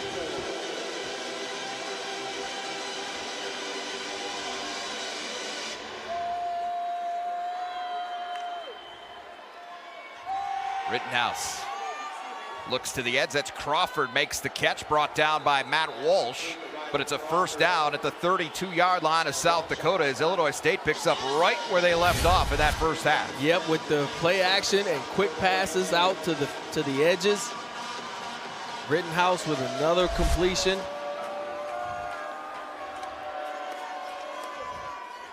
Option left, pitch goes to Dawson, turns it up. Met quickly by several Coyote defenders. They're going to give him the 29-yard line and a gain of 3. Yeah, and we saw some of this in the half too, right? Some of these option plays or stretch plays is what we might call them. USD's done a great job though on this particular down of getting 5 or 6 bodies to the ball right now. Again, Gabe Hardman, who missed the first half to fulfill his suspension for targeting, out there now. And DeJuan Lewis flying up to bring down Rittenhouse at the 26-yard line. That's a gain of 3. But Hardman back in there now, communicating with the sideline in the middle of that South Dakota defense.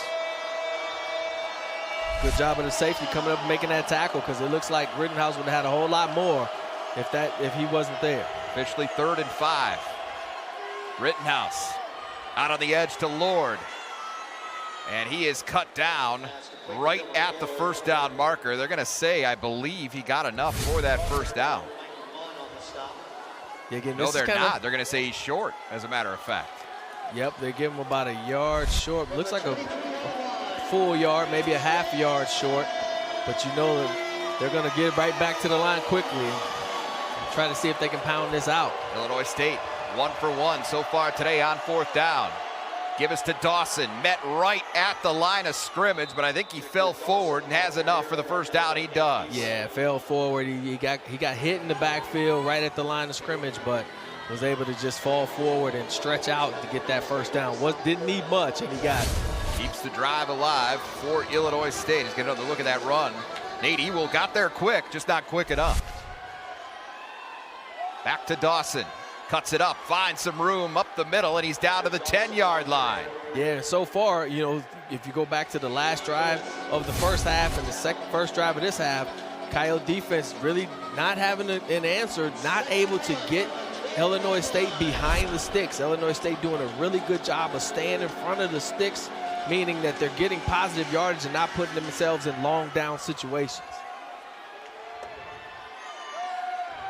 Quick out on the edge, Crawford almost ran a little bit too early with that. Did manage to hang on to the football, and he's got a first down at the 10-yard line of South Dakota. Yeah, South Dakota still doesn't have any answer for that quick game. It's not necessarily a screen game, but the balls are either behind the line of scrimmage or right at the line of scrimmage, and they're able to just get them into their playmakers' hands quickly in space, and then those playmakers do the rest.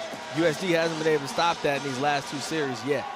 First down and goal to go at the 10-yard line. Luke Baylander in motion. Rittenhouse back to pass. Plenty of protection in front of him. Looking for the tight end, Charles. And it went right through his hand. Roman Tillman, the free safety there in coverage. Yeah, it was good coverage and it was good protection. Rittenhouse able to scan from left to right, come all the way back and put out a decent ball, which probably should have been called. Wouldn't have got many yards after the catch, but probably should have been called.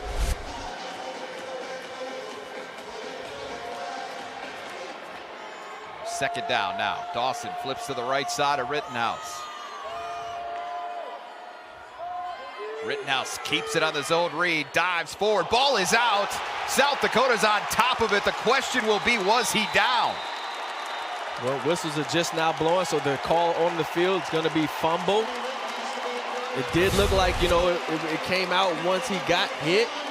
Bang, right there. Oh, yeah, ball's out. Absolutely, the ball's out. Right on the football. Great job by DeJuan Lewis of attacking the ball and getting that thing moving.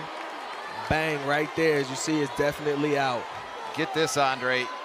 That, for South Dakota, is the first takeaway that they have had in over 19 quarters. You date it back all the way to the 5:31 mark of the 3rd quarter against Drake back in mid-September. That's the last time they got a takeaway, and the drought ends here. Can they take advantage of it, taking over 1st and 10 at their own 4-yard line?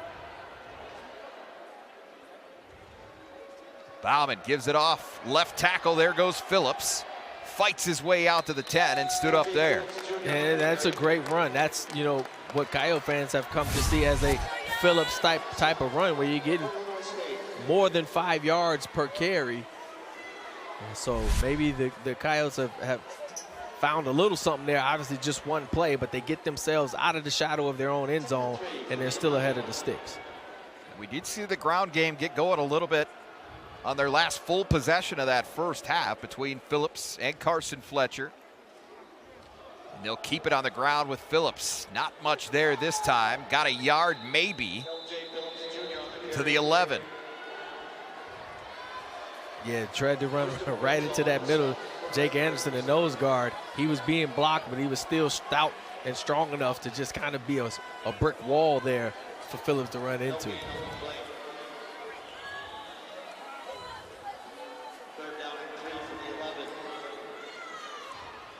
So South Dakota facing 3rd and 2 at its own 12-yard line now. Again, both teams very good on 3rd down so far today. South Dakota 7 of 10 in that first half. This is their first opportunity since the break. LJ Phillips, deep man in the pistol. He'll get it. Turns it up. He's got the first. Or right. Well, I guess it looked like he had it. The spot is close, but they do say first down. Yeah, you're right. It was just a football's length enough for a first down. It's a good job of Phillips. Again, awareness. We talked about that one play earlier in the second half of knowing where the sticks are. You can see he just kind of barreled his way through it. He wasn't going to be denied getting to that first down. So Phillips up to 55 yards now on 17 carries, but just over 3 per touch. Carson Fletcher into the game at running back now. He'll get it. Finds a little bit of a hole. Fletcher drives over the top of the safety and almost kept his footing, Andre, but he's all the way out to the 32-yard line. We talked about it. Not as shifty as Phillips and doesn't want to be or need to be. Just straight forward running. Doesn't really get touched until he's to the 3rd level, and if he's not trying to run him over, he might be still running. Would you call him deceptively quick? Yeah. For his size? Yeah. Yep. He's got some burst to him. 1st and 10 at the 32 after a 17-yard pickup for Fletcher. Bauman checks it down to the running back, and he turns it up. He's got another first down. You see that South Dakota sideline getting a little bit more energy about it after the last couple of plays from Fletcher. Yeah, look at him. He catches this one, and again, I'm not going to juke. The first down's right there. I'm just going to try to go through you to get it, and that's what he does. Chadwell Kuba, the cornerback, on the receiving end of that shot from Fletcher. And South Dakota, which started this drive at its own 4-yard line after the fumble, has 1st and 10 at their own 42. Fletcher again. Quickly covered up that time. Jake Anderson in on the stop. C.J. Richard also there to help out. And a gain of just a yard this time for Fletcher. Yeah, nothing doing on that one. Richard was committed.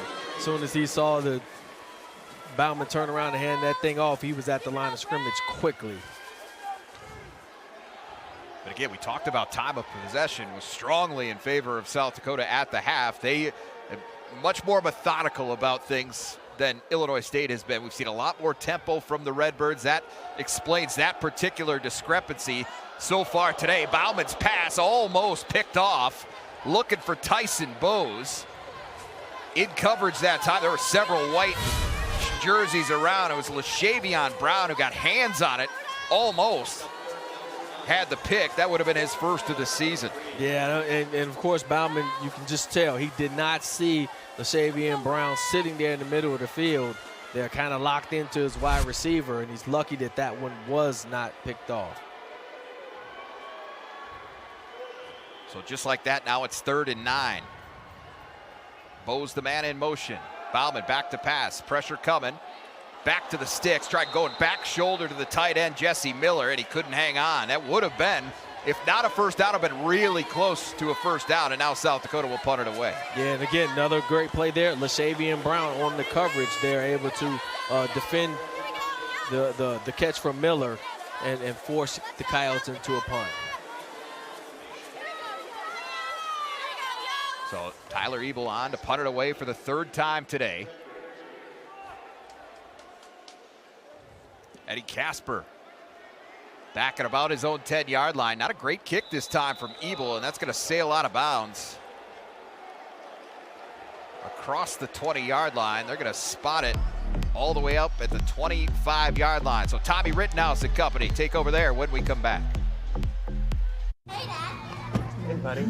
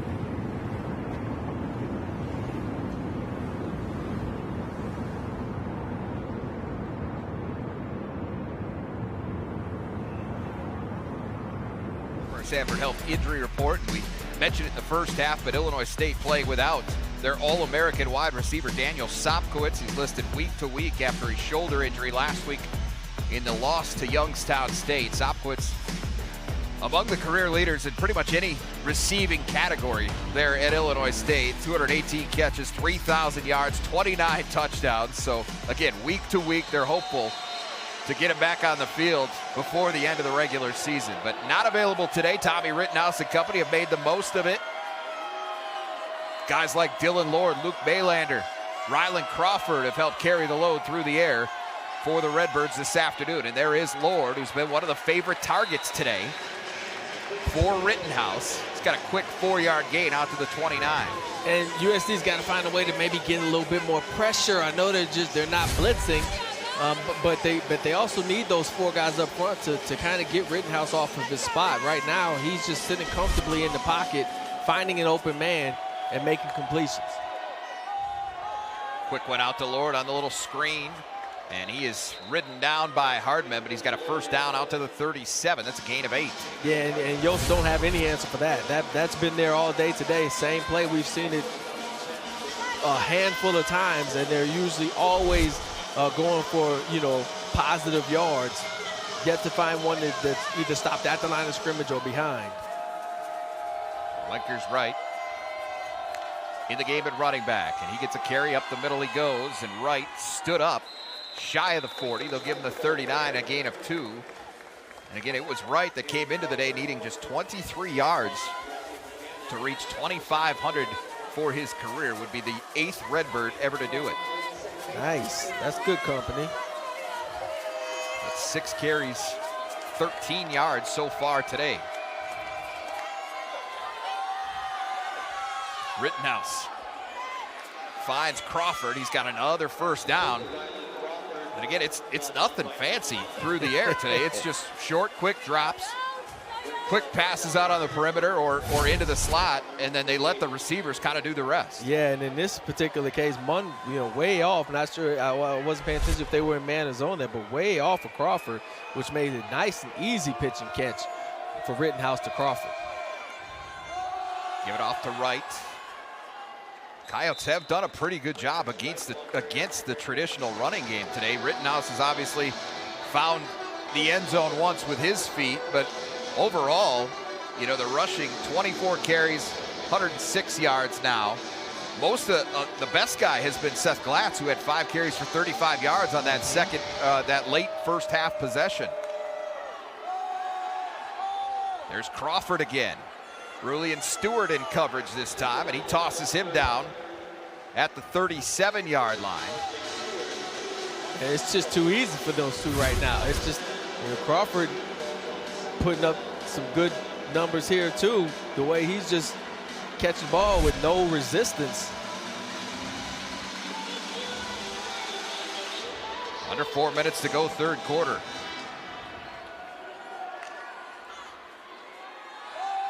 Play action this time. Rittenhouse under some duress, just throws it away downfield and out of bounds. But that was rare pressure against Tommy Rittenhouse in the pocket today. He's not been back there long enough to be pressured most of the afternoon. Agreed. And the good thing about that, if you're a Coyote fan, is that it was pressure forcing him to his right, and all the receivers were on the left side of the field.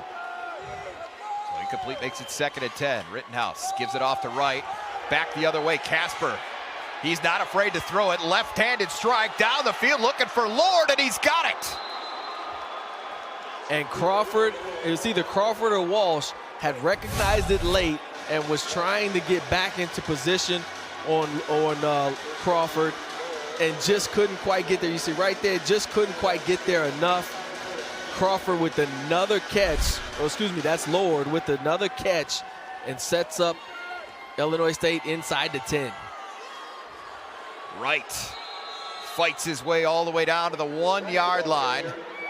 It'll be 2nd and goal from there, but Casper does have a passing touchdown in his career, Andre, and he wasn't all that far off from another one a couple of moments ago, and now Illinois State suddenly knocking on the door again. 2nd and goal at the Coyote 1-yard line.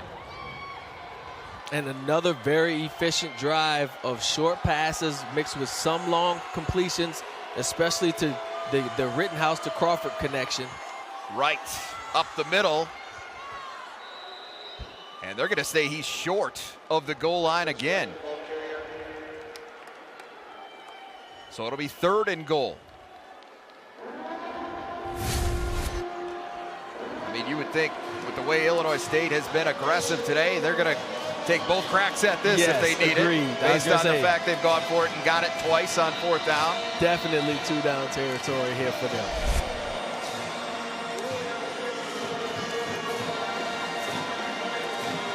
They're going to take a look at this one, Jay. So they are going to review that to see. The question will be, is it clear and obvious? I'm not sure that view is, although it looks like Wright is laying down on the goal line here. I mean, all he would have had to do there, as Dixon was getting him down to the turf, is reach the ball out. Right. And both line judges now said, and you don't see that movement clearly. Honestly, I'm gonna assume, based on those looks, they're gonna say upheld. Yep, agreed.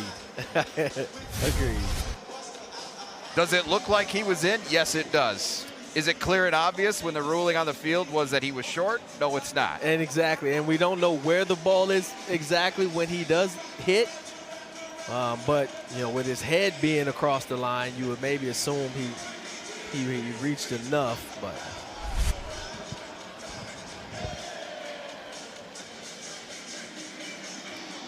And let's hear from Jason Perkins. After review, the ruling on the field has been upheld. It'll be 3rd down. So it'll be 3rd and goal from the 1 for Illinois State. Well, the way they moved the ball these last 2 drives, Jay, the end of the first half, beginning of the second, and this one, they're going to get it on one of these 2 downs. Unless, of course, they turn it over again. So Wright is the deep man again. He'll get it, met in the backfield, and he's dropped for a loss of a yard. Yeah, this is Chris Dixon, I believe, just was able to shoot the gap. Mosai Newsom was in there as well. Yeah, Mosai was able to shoot the gap. Yeah, Newsom was unblocked essentially there. Yeah, I don't get that scheme. And then Wade Abrams came through the same hole and helped get him to the turf. So it's 4th and goal now from the 2-yard line. Watch play action here, though. They went to this play action before and got a touchdown of it at the end of the half. Rittenhouse keeps it to the end zone, wide open, press it, touchdown. Yeah, and that's because you're just assuming they're going to pound it in, and you maybe be a little bit over aggressive. And a lot of times this is what happens. Guys will forget about the tight end. And in this case, Preston with his second touchdown of the game, second career touchdown. So Maldonado on to kick the extra point now for Illinois State, which is a Tommy Rittenhouse fumble potentially, Andre, about being up even more than this. They were on the move right down the field in that first drive of the third quarter. They fumble inside the 5, get a stop, and then they make the most of it this time as Rittenhouse connects with Preston for the second time today. Orthopedic pain is limiting. It's unpredictable. And when it disrupts the way you move,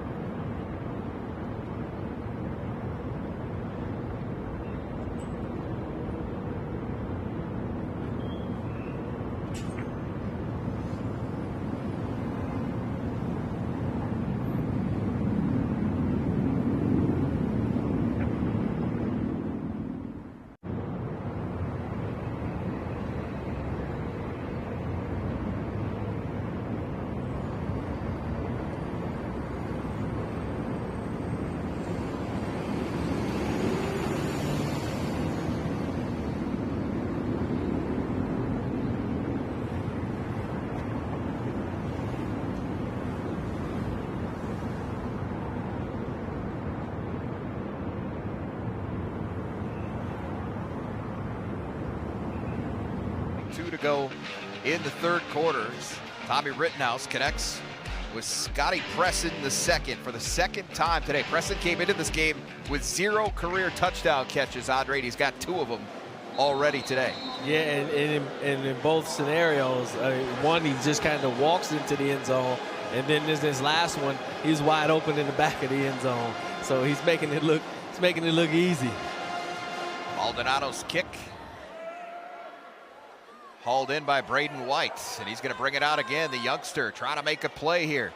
Weaves left, flag comes in again. White out to the 25, stiff arms a guy down. He's got the 30-yard line, but again, for the second time today, it's going to be nullified by penalty, I think, although we have extra flags on the field on the far side as well.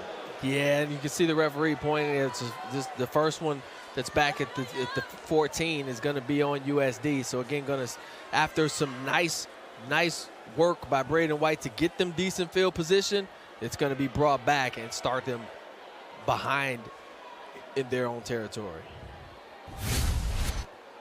See top left of the screen right there, maybe a hold. Yeah, I didn't see who it was. Might have been Mason Cowgill, the tight end, number 81. You see him, he just kind of tackles him. Oh, no, it's Wade Abrams. Brings him down. It's Wade Abrams. Brings him down with him as he's going to his back, and yeah, you can't do that. That's a hold. But could this be a situation as well where they march off both? Because was this the flags that are up at the 40-yard line, was that after the play? Right, yeah. They're definitely having that kind of discussion. There are 2 fouls on the play, both by the return team. Personal foul, unnecessary roughness, return team number 51. That penalty is declined. Holding, return team number 34. That penalty will be enforced half the distance to the goal. It'll be first down, South Dakota. So the foul is called on Julius Ellens, and we'll back it up to the 7-yard line. So we're going to step away. 1:12 to go, third quarter. South Dakota with a long field in front of it when we come back.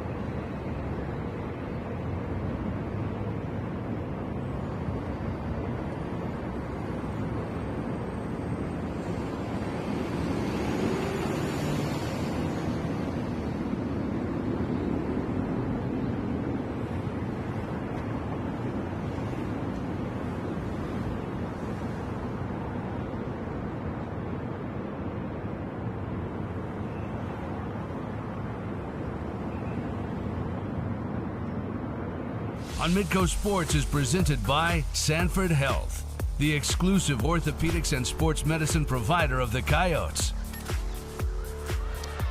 All right, back with 1:12 to go third quarter. South Dakota taking over deep in its own end. That's been a bit of a theme today. They have not had great field position, and they've started to drive at their own 4. Now they'll start this one at their own 7.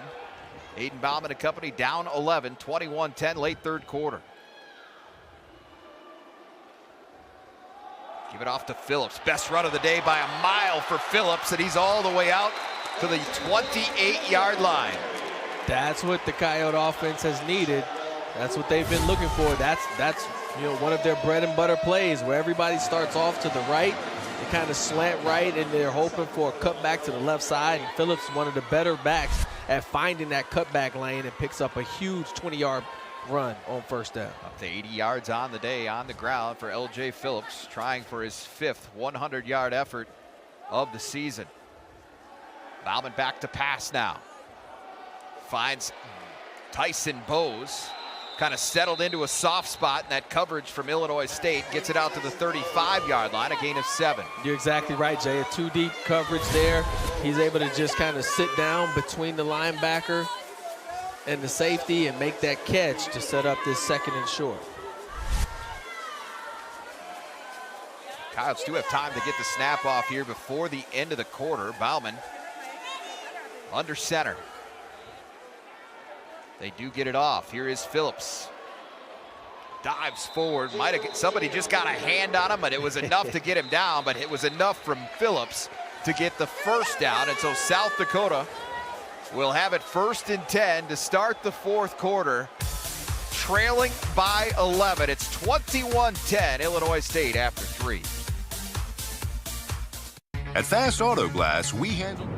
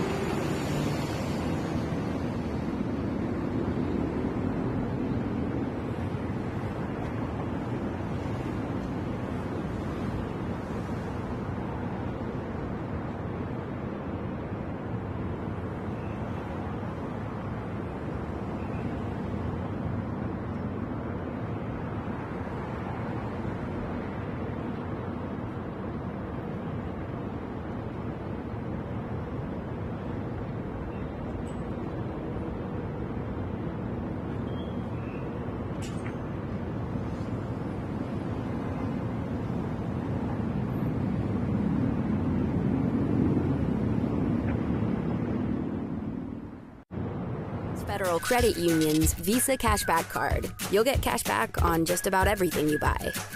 Like this.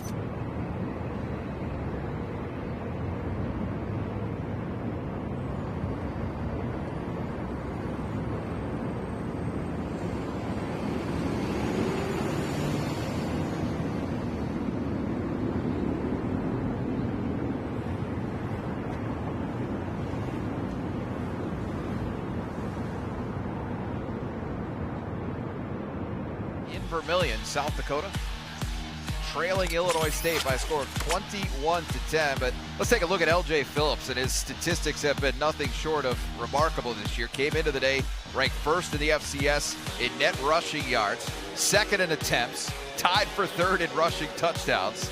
4th in rush yards per game and 10th in rush yards per carry. So far today, 19 carries for 83 yards.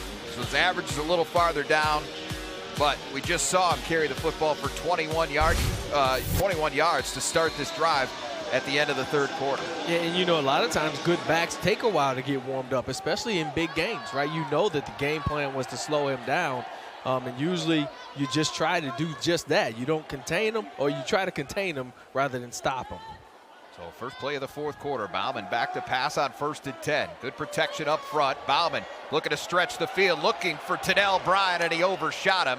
Boy, I tell you what, if he's able to put that on the inside shoulder, Andre, Bryant might still be running. Yeah, and you know, it probably is the right type of pass if you have a fully healthy Tennell Bryant. Mm-hmm. You know, you got one that's a little bit gimpy, and so his speed isn't quite there, even though he had, you know, maybe a half step. And you see the reaction from Bauman. He knew it was there, but I think you're right. I mean, Bryant running his normal speed might make a difference on that particular call. Here's Fenner in motion now on 2nd and 10 from the 38. Give us to Phillips, turns it upfield. He's got a first down and then some into Illinois State territory. L.J. Phillips down to the 44-yard line of the Redbirds. You know, I think it's still a little too early for me to say that he's starting to wear him down, and that's why you're seeing now some of the big gains. But I just think it's just, you know, getting some solid key blocks on the edges and making it happen. I mean, this is what a good back will do, is they're going to get theirs. Dorian DeBose is the guy that got him down to the turf, not before.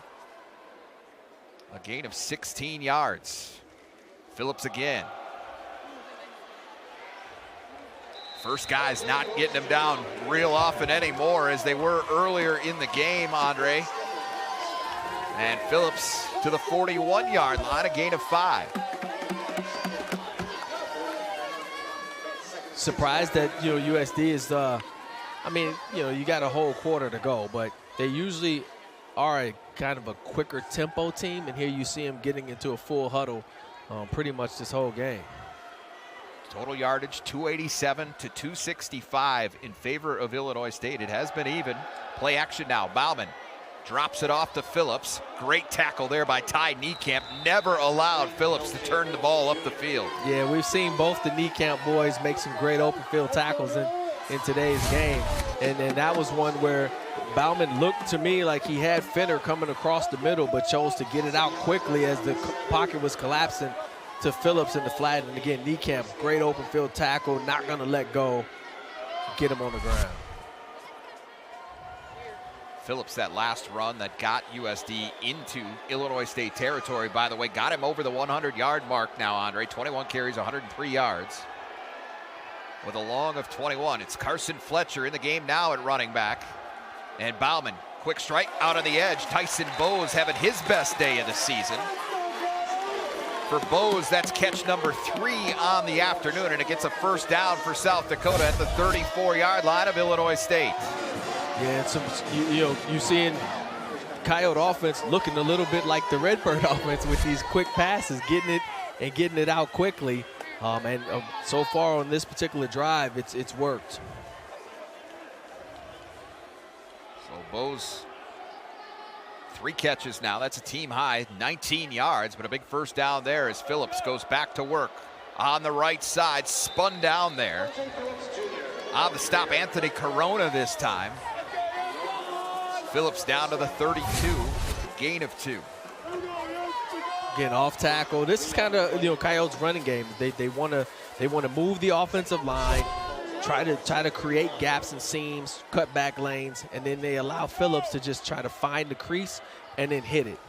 And he was able to get up into the crease that time, but another great open field tackle. The Redbirds doing a really good job of tackling Anthony Corona on that one.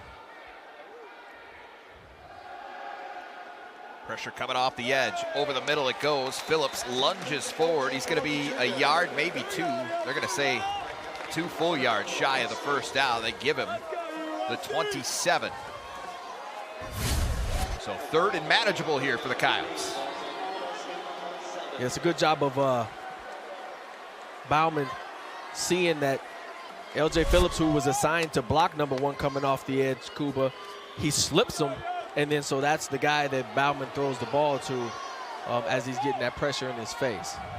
Box is loaded here on 3rd and 3, as a matter of fact, officially from the 27-yard line. Fake the give to Phillips. Bauman, eyes downfield, looking for Fenner, up to get it, but he's out of the back of the end zone, and I don't think he caught the ball anyway. It's incomplete, and that'll bring up 4th down. Yeah, it was a good initial coverage. There was the tight ends who were the outlet guys were all covered, and as the pressure came down, Bauman just tried to give his man a chance, a 50-50 ball, and it comes up at 0%. So Zeke Mata will come on to try last week's hero with a 58-yarder in the win against Northern Iowa. This one will be a 45-yard attempt. Mata generally handles the kickoff duties for South Dakota. Will Leyland.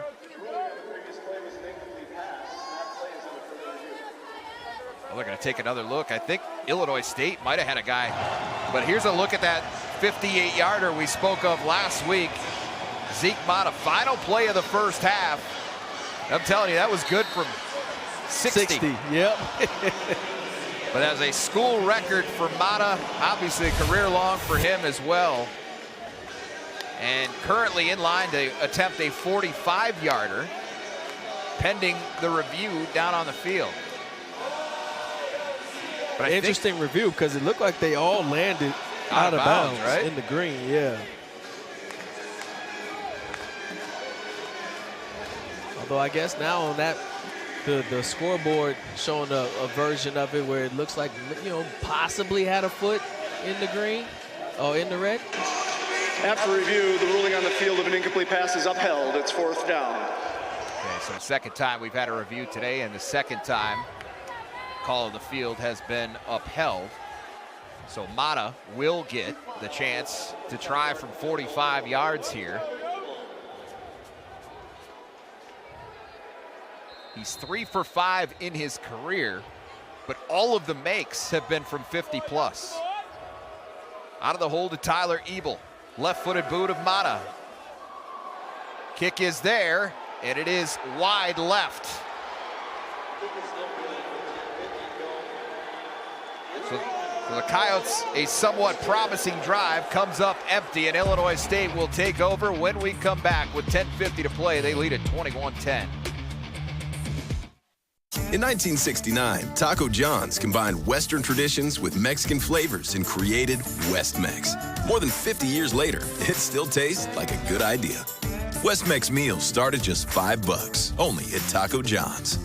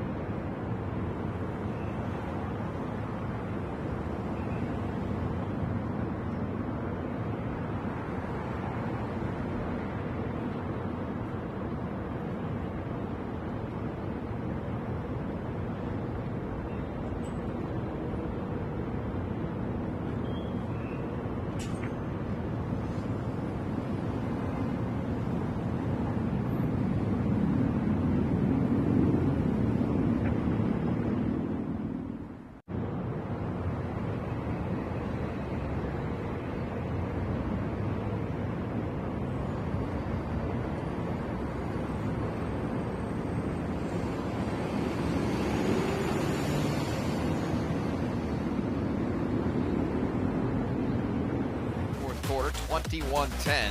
Illinois State, after the 45-yard miss from Zeke Mata, they take over at their own 27. Upcoming at USD, this brought to you by the University of South Dakota. Volleyball tonight against North Dakota. Big Summit League match at the SCSC. That'll start at 5 o'clock. Men's basketball hosts an exhibition with Northern Arizona on Sunday. Swimming and diving coming up. We're back here next Saturday for a big one against North Dakota. That'll be a 1 o'clock kick right here at the Dakota Dome. And then, as we told you at halftime, the season opener for the women's basketball team against York University, 5 o'clock on Monday, November 3rd, all upcoming at USD. So Rittenhouse and the Redbirds take over. 1st and 10 at their own 27-yard line. Coyotes need a stop, down 11.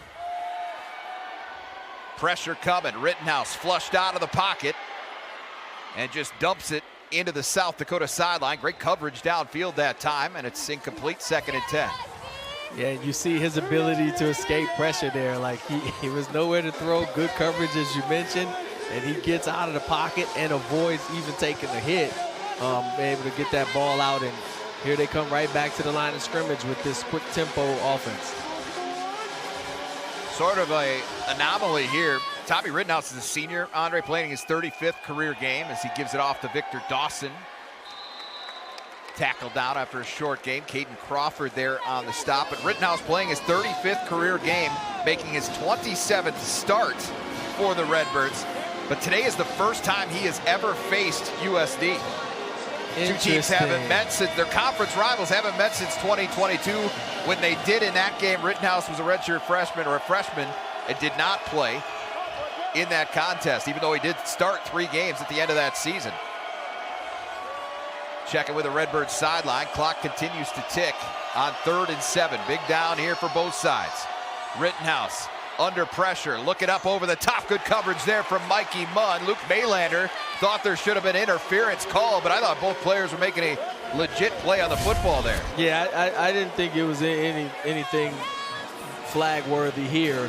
I mean, he's got the arm hooked around the waist, but I don't know that he's inhibiting the receiver at all with that. Yeah, and at the point of it, it looked like Munn also, went and kind of attacked the ball as it was in the air. So I'm sure the referee was looking at it from that vantage point as well. No flags there, and Luke Maylander has to be a little bit careful with how he complains. He was a little bit aggressive there toward the referees.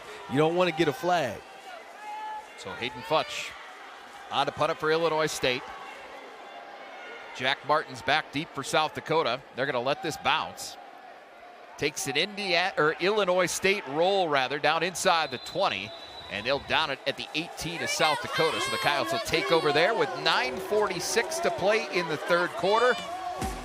Crunch time in Vermilion. It's 21-10, Illinois State.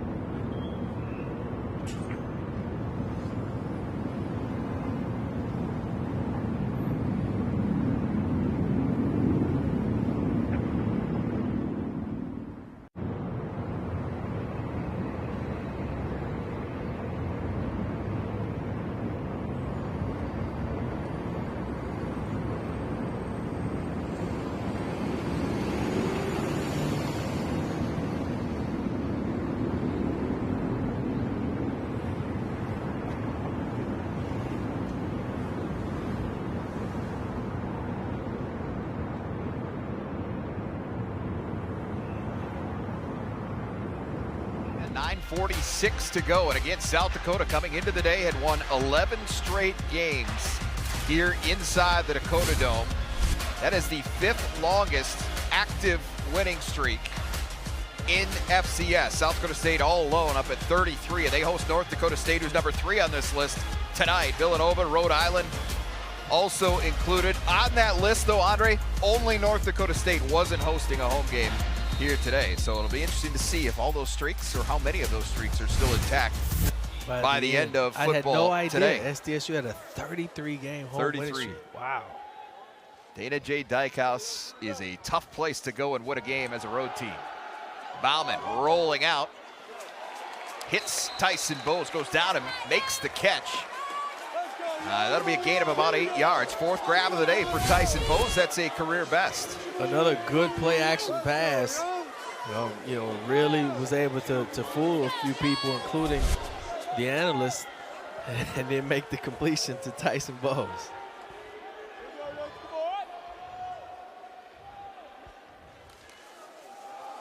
Back to L.J. Phillips. Through the hole. Brought down that time. Nick Kessler got him, but not before Phillips managed to move the sticks. Yep, same type. This is your typical USD run. Slide the protections to the left. Find that cutback lane. Exploit it for a first down. A late substitution here for Illinois State. 1st and 10 at the 34-yard line. Pistol formation.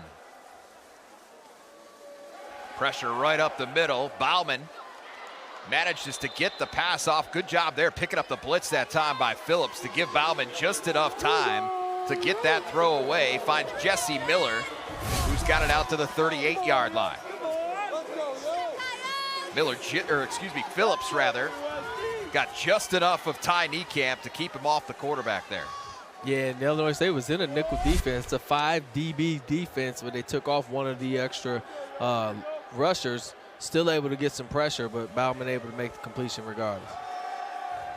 Good protection up front now. Bauman over the middle, finds Fenner, turns it upfield. Spins his way all the way down to the 35-yard line.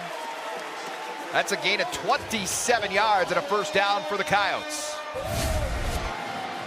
Nothing fancy about it. You just drop back, good protection, finds Fenner coming over the middle, and then, of course, he makes a couple guys miss in the middle of the field, picking up those extra yak yards after contact or catch. Clock ticks down. 7.5 to play in the ball game. 21-10 Illinois State, and we get all kinds of movement before the snap. Did Illinois State go first is the question. Yeah. They draw South Dakota off. No. Remains first down. It was one of those, the whole right side of the offensive line basically moved. It made me feel like they knew the count and the center was delayed in snapping it. But of course he doesn't get in trouble for it. Drive coaches nuts, right? The center out of everybody should know what the count is, right? Right. Somebody was wrong. But the penalty backs it up 5 yards to the 40-yard line. It's 1st and 15 now as Fenner comes in motion, stops in the slot. Left side of the formation, give off is to Phillips. Driving forward, L.J. Phillips down to the 28-yard line. He has started to really do some work here in this second half. Yeah, I was going to say he's starting to feel it now a little bit. They getting him into the creases and getting him on the edges, and he's really starting to roll here as the game gets into the deep waters. Clock continues to tick. Both teams have their full complements of timeouts. 2nd and 3 at the 28-yard line of the Redbirds. Fletcher this time turns it up, stood up, and he got a yard. Jake Anderson, the nose guard, got him and kept him short of that first down marker. Well, it's easy for me to say from up here at this vantage point, but that's one of those ones where we've seen Fletcher put his head down and just go barreling straight forward all game. And on that one, he really kind of didn't. He kind of sat in the hole, kind of up and down, straight up and down, instead of bending over and trying to force his way into getting that extra yard for the first. So 3rd and 2 here. Give us to Phillips. Not much there, and Illinois State's got him short of the sticks again, and that's going to bring up 4th and short. And you got to go for it here. Under 6 minutes to go. You're down 2 scores, so you definitely got to line up and go get this one. And when we say 2 scores, it's not 10 points. Like, you need 2 touchdowns in order to get the lead back, so there's no sense in kicking the 3. It's not going to help you. So 4th and officially 1. Looks like all of 1. Got to get it down to the inside the 26-yard line. Bauman onto the pistol. Jesse Miller, the tight end, in motion. Give us to Phillips. Turns it up. He's got the first inside the 25-yard line as the clock ticks toward 5 minutes to play in the ball game. Yep, and this is when now you got to start to see the Coyotes go back to that tempo, the same type of tempo that the Redbirds have used to get this lead, just where you're lining up at the line of scrimmage. Yotes have done a lot of huddling today. I think with under 5 to go and you need 2 scores, you can't just rely on big plays. You got to be efficient with the clock, get in and out of the huddle, line up, and get going. So Mason Cowgill ran on late. Illinois State had a chance to match that substitution. They do not. Play clock down to 5 seconds here for Bauman. Steps up, looking toward the end zone. Feder underneath. And he's out of the back of the end zone. Didn't hang on to the football anyway, but just a step off. Good coverage down there from Illinois State's Cam Wilson as well. Yeah, and this was maybe a little too much juice on it from Bauman, and I understand why, because the defender was in pretty decent position, but if you're going to give him a 50-50 ball, you got to at least give him a chance to get that foot down, and that one kind of sailed on him. The receiver tried to slow down so that he'd have an opportunity to put a foot on the ground. That's also why I think he didn't make the catch. It'll be 2nd and 10 at the 24 now. Give it off to Fletcher, and this one is read well by Illinois State. All over that. Jake Anderson in on the stop again for the Redbirds. That'll be, I think officially they'll call that no gain, 3rd and 10. Yeah, and again, the Coyotes are huddling. I think they got to get up to the line.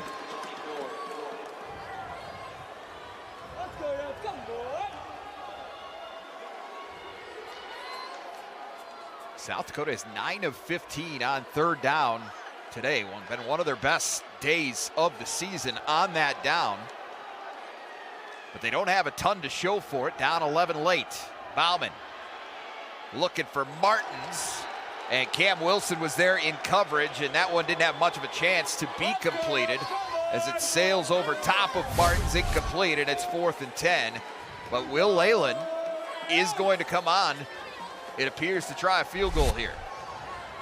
All right, so you figure you get the, if you get the 3 here, you get the 13, you might have to pull out the onside kick. And if you get that, then of course, you know, you got to score in order to be able to attempt the 2-point conversion. So Leyland hit from 37 to open the scoring. This is a 42-yard attempt. He's 9 of 11 on the season. Leyland's kick is up, and it is good. So South Dakota does get 3 on a 42-yard field goal from Will Leyland. And it makes it 21-13 with 3:38 to play.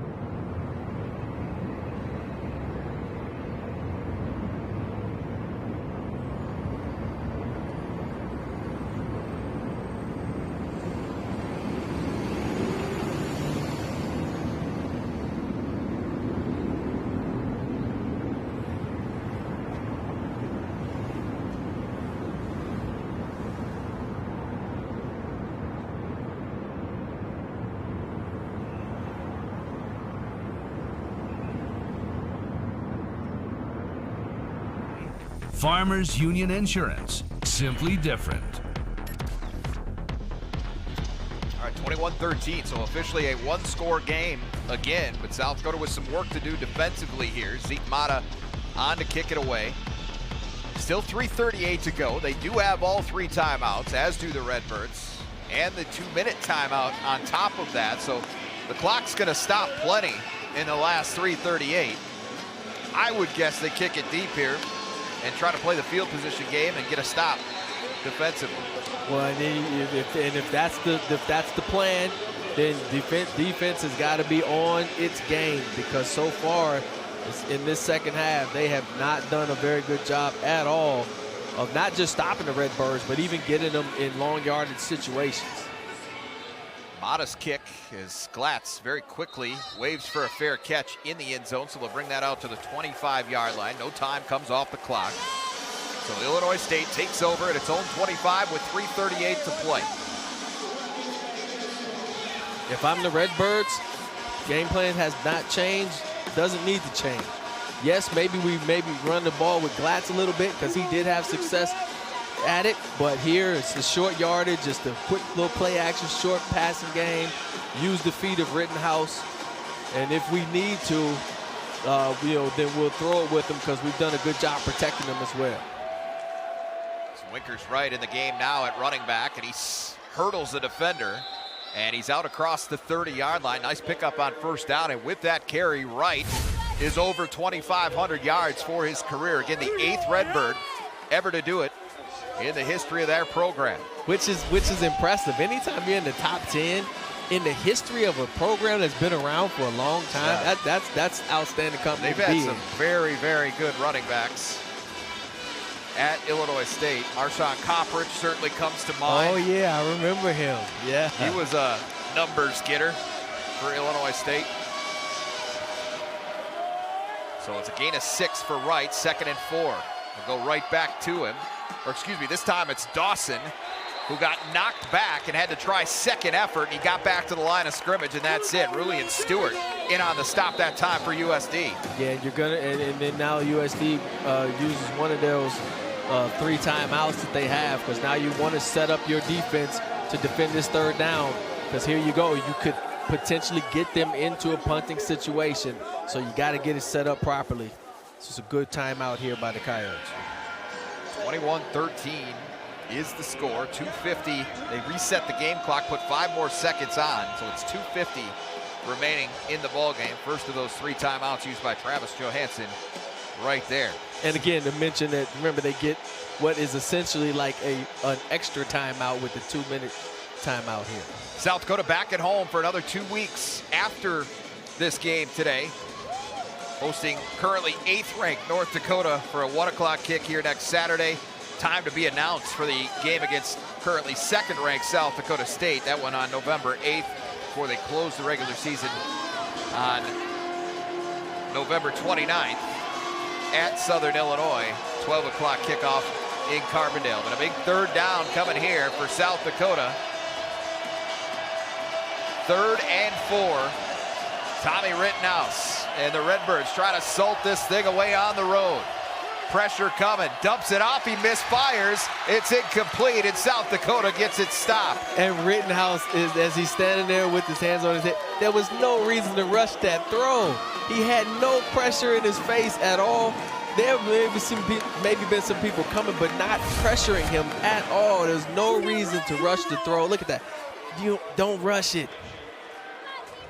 Or at the very least, stop yourself in the back pedal and try to set yourself, because, I mean, Wright, if he makes the catch, it's a 1st down. Man. So Futch will punt it away. It's back-to-back stops now in this 4th quarter for the South Dakota defense when they've needed them most. And Martin's back to receive off the right foot of Futch. This one drives him back to the 20, calls for the fair catch and makes it there. And so South Dakota down 8, needing a touchdown and a 2-point conversion, will take over in crunch time. 2:41, 3 timeouts, 2 actual timeouts, and then the 2-minute timeout. So you have plenty of time to not have to rush through anything or do the up-tempo if that's not what you want to do. So they can pretty much have the full playbook here for this particular series.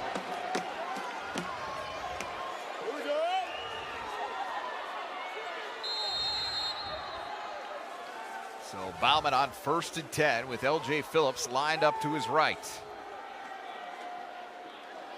Pressure coming off the edge. Bauman flushes out of the pocket, lifts it up over the top, and L.J. Phillips almost made a tremendous catch, fall into his back. Yeah, and I think the only reason why he doesn't is because he got some fire from the defensive back Kuba and the other receiver that Kuba was covering that ran into him. It wasn't just because it was defended. Illinois State did a good job getting some pressure on Bauman, making him a little uncomfortable there. And so it's 2nd and 10. And doing it while dropping into his zone coverage. They got 4, they're basically in a quarters coverage. That means all 4 defensive backs are dropping back, covering a quarter of the field. Bauman toward the boundary. Jack Martins makes the catch along the sideline there. Knocked out of bounds right when he grabbed it. But he's got it out to the 28-yard line. First catch of the day for Martins, or second catch, excuse me, for Martins on the day. And good job getting the toes down there. You see the little Tony toe tap there along the sidelines to get that completion.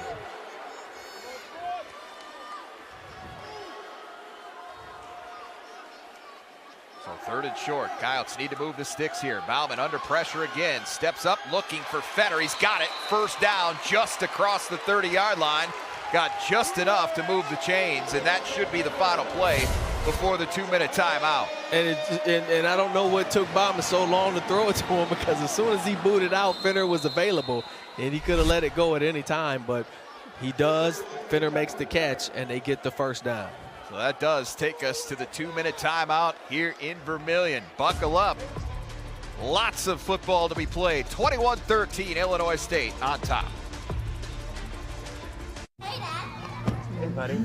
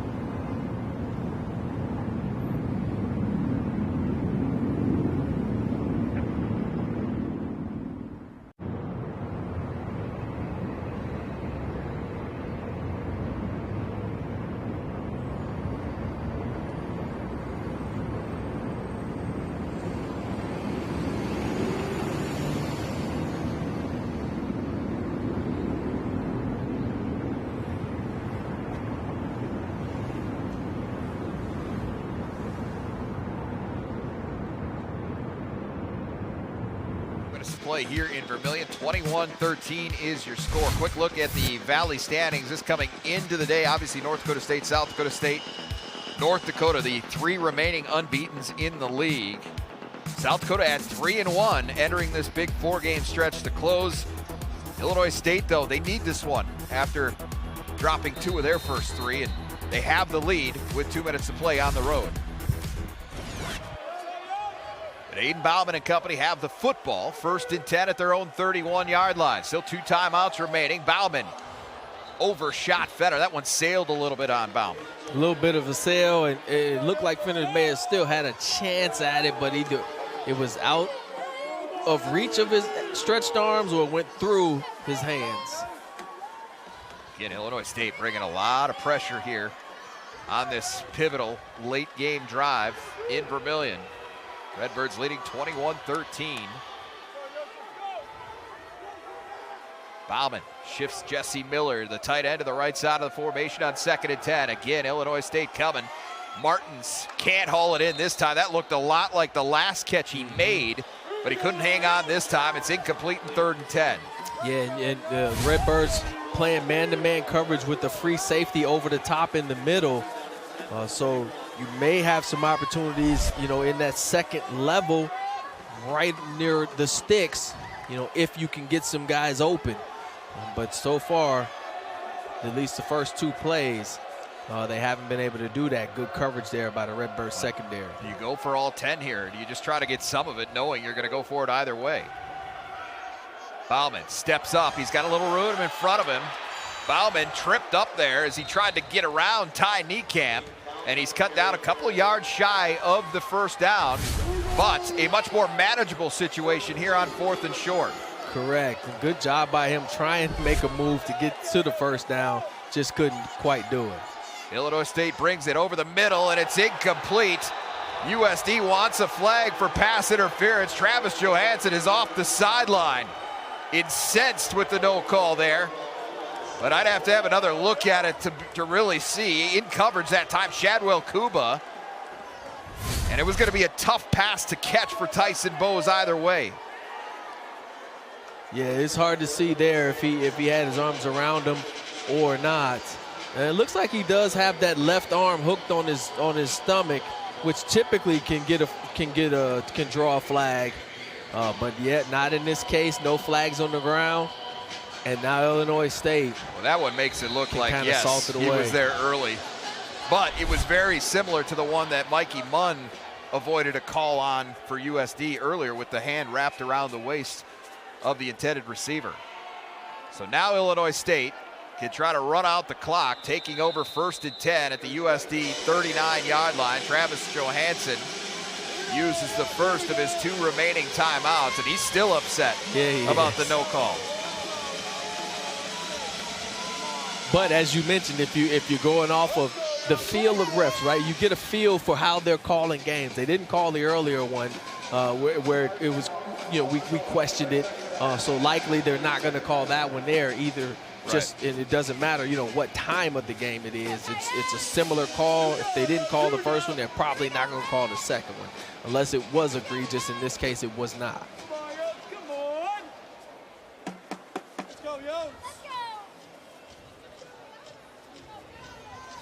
So again, we talked about South Dakota's upcoming schedule for Illinois State. After today, they will host Northern Iowa. They go to Indiana State. And then on November 15th, they travel to Dana J. Dykhouse. Got a tough 2-game stretch for the Redbirds at the end. They'll go to Dana J. Dykhouse and play South Dakota State on November 15th. And then they'll close the regular season also against Southern Illinois, but they do it a week after South Dakota. South Dakota has that 12-game schedule with no byes until the end of the regular season. The Coyotes play 12 straight games without a bye.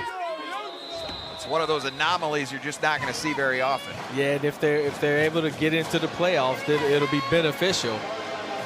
Especially if they have to play that first week. 30 seconds left. But some work to do if they're not able to come back and get a win here today, certainly. And when you look at that schedule coming up, number 8 North Dakota, who could be higher after this week. Yeah, and they number look 2, tough. South Dakota State, who could be higher or lower based on what happens tonight in Brookings. Yeah, exactly. And so it's not going to be easy. And playing at Southern Illinois in Carbondale on the 15th, you never know what type of weather you might get there. And they're also a tough out. So yeah, this is not going to be easy. We mentioned it in the open, is that you get 3 of the 4 of these at home. You kind of wanted to really take care of home business. And so, it's still a minute 12 to go, but it looks like they're going to have to really buckle in then and get the other ones since they weren't able to get this one. They've used their final timeout, so Coyotes cannot stop it again. And Rittenhouse keeps it. Gabe Hardman makes the stop. And so it will be 4th down for Illinois State, but they can run a lot of time off the clock here. They don't have to kick it until there's about 25 seconds remaining. And if I'm coach, I'm running it all the way. I got all 3 timeouts. I'm going to take all of this 25 seconds of play clock, call a timeout so that I don't lose field position, and then kick the ball.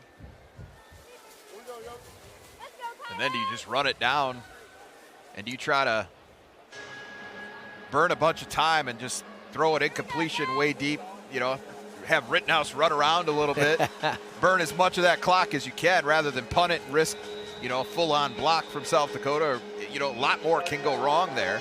Certainly don't want to run all the way down the field and risk him getting tackled and give them a really good opportunity. Yeah, but there's some options to talk about here if you're Brock's back, no doubt. Yeah, definitely, and all of those could be in play. I'm more the conservative type. We're going to go ahead and punt this, sky punt, what we would call it, to just try to get it as high as possible to burn clock, and then, of course, you keep it in the field of play. You don't kick it into the end zone since we're kicking from, somewhere around the 42. So Hayden Futch, it does look like they're going to trot the punter out there. And if you're South Dakota, you got to bring the house, right? I mean, you got to bring everybody. Go get it. Have one guy back there, and you might not even have a guy back there. Hope it just bounces into the end zone. And if you do come and get it, you just tell the guy, hey, stay off the punter. None of that funny stuff. We don't need them to get it, to finish it on the penalty, but go get it. South Dakota late getting back onto the field here. They're still running guys out there. Well, they got a guy up top that's uncovered. This could be bad. Okay, there, they got somebody out there. Boy, they almost had too many men on the field right there. Illinois State, what a great job keeping that ball out of the end zone. They're going to spot this thing at the 1 yard line. That's good. That's good stuff right there. That's kind of highlight stuff right there. Two guys right at the 1. They both batted back, and they're able to get it down at the 4 yard line. This is good coverage here. I think it was Dylan Calabrese, another out. The long snapper that was able to shovel that thing back when it looked like it might get into the end zone after all. And doing it as he's sliding. So great job right there. That'll be one for the film room when they get to special teams this week. So South Dakota starts at their own 4 yard line. They've got to go 96 yards.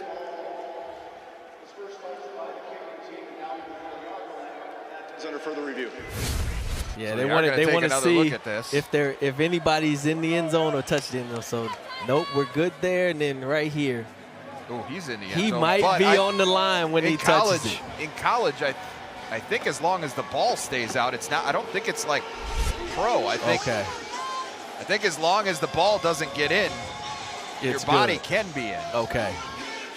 In the NFL, like, you can't be standing on the goal line and touch the ball. And we'll see here, Calabrese. I think he slides in. Yeah, you see his feet. I mean, he's clearly, the question will be, where was the ball when he shoveled it backwards? Yeah. I got a feeling, my gut tells me this will be the third review where the call on the field stands.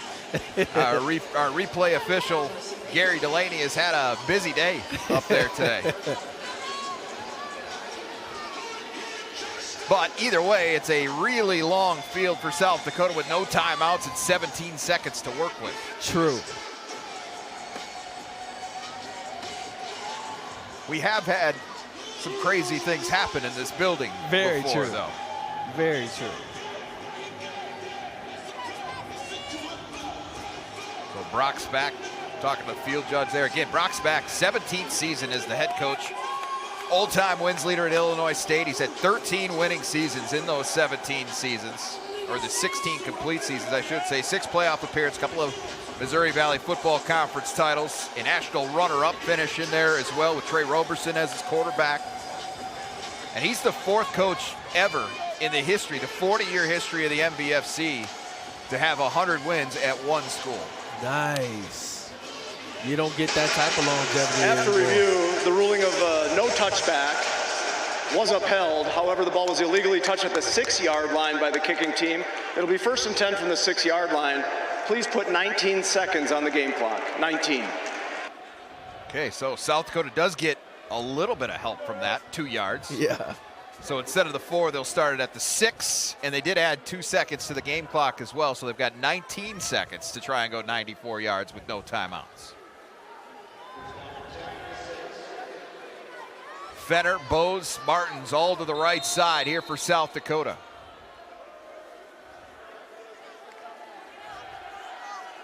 Bauman running for his life, has to drop it off to Phillips. Phillips needs to get out of bounds, and he won't.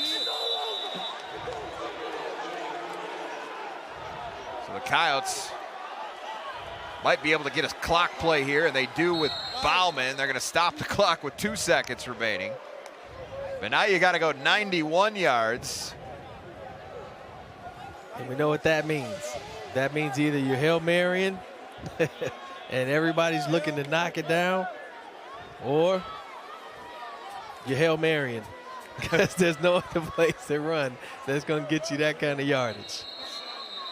And Brock Spack's going to use a timeout here, one of his last 2. Why not? Can't take him home to normal with you.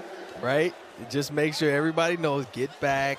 Don't have your eyes locked in on the quarterback and let a receiver get behind us, because we've seen tip balls where they get tipped forward and the receiver catches it, a la like an old 1990s LSU Auburn game. All right. Again, 11 straight at home here for South Dakota coming into the day. And that streak very much in jeopardy now. If you look at South Dakota State at 33 wins in a row at home. Villanova, Rhode Island also hosting today. North Dakota State, of course, at South Dakota State. But it looks like 11 straight will be the end of the 5th longest streak in the country for home victories here for South Dakota, barring another version of the Vermiracle here. Yeah, exactly.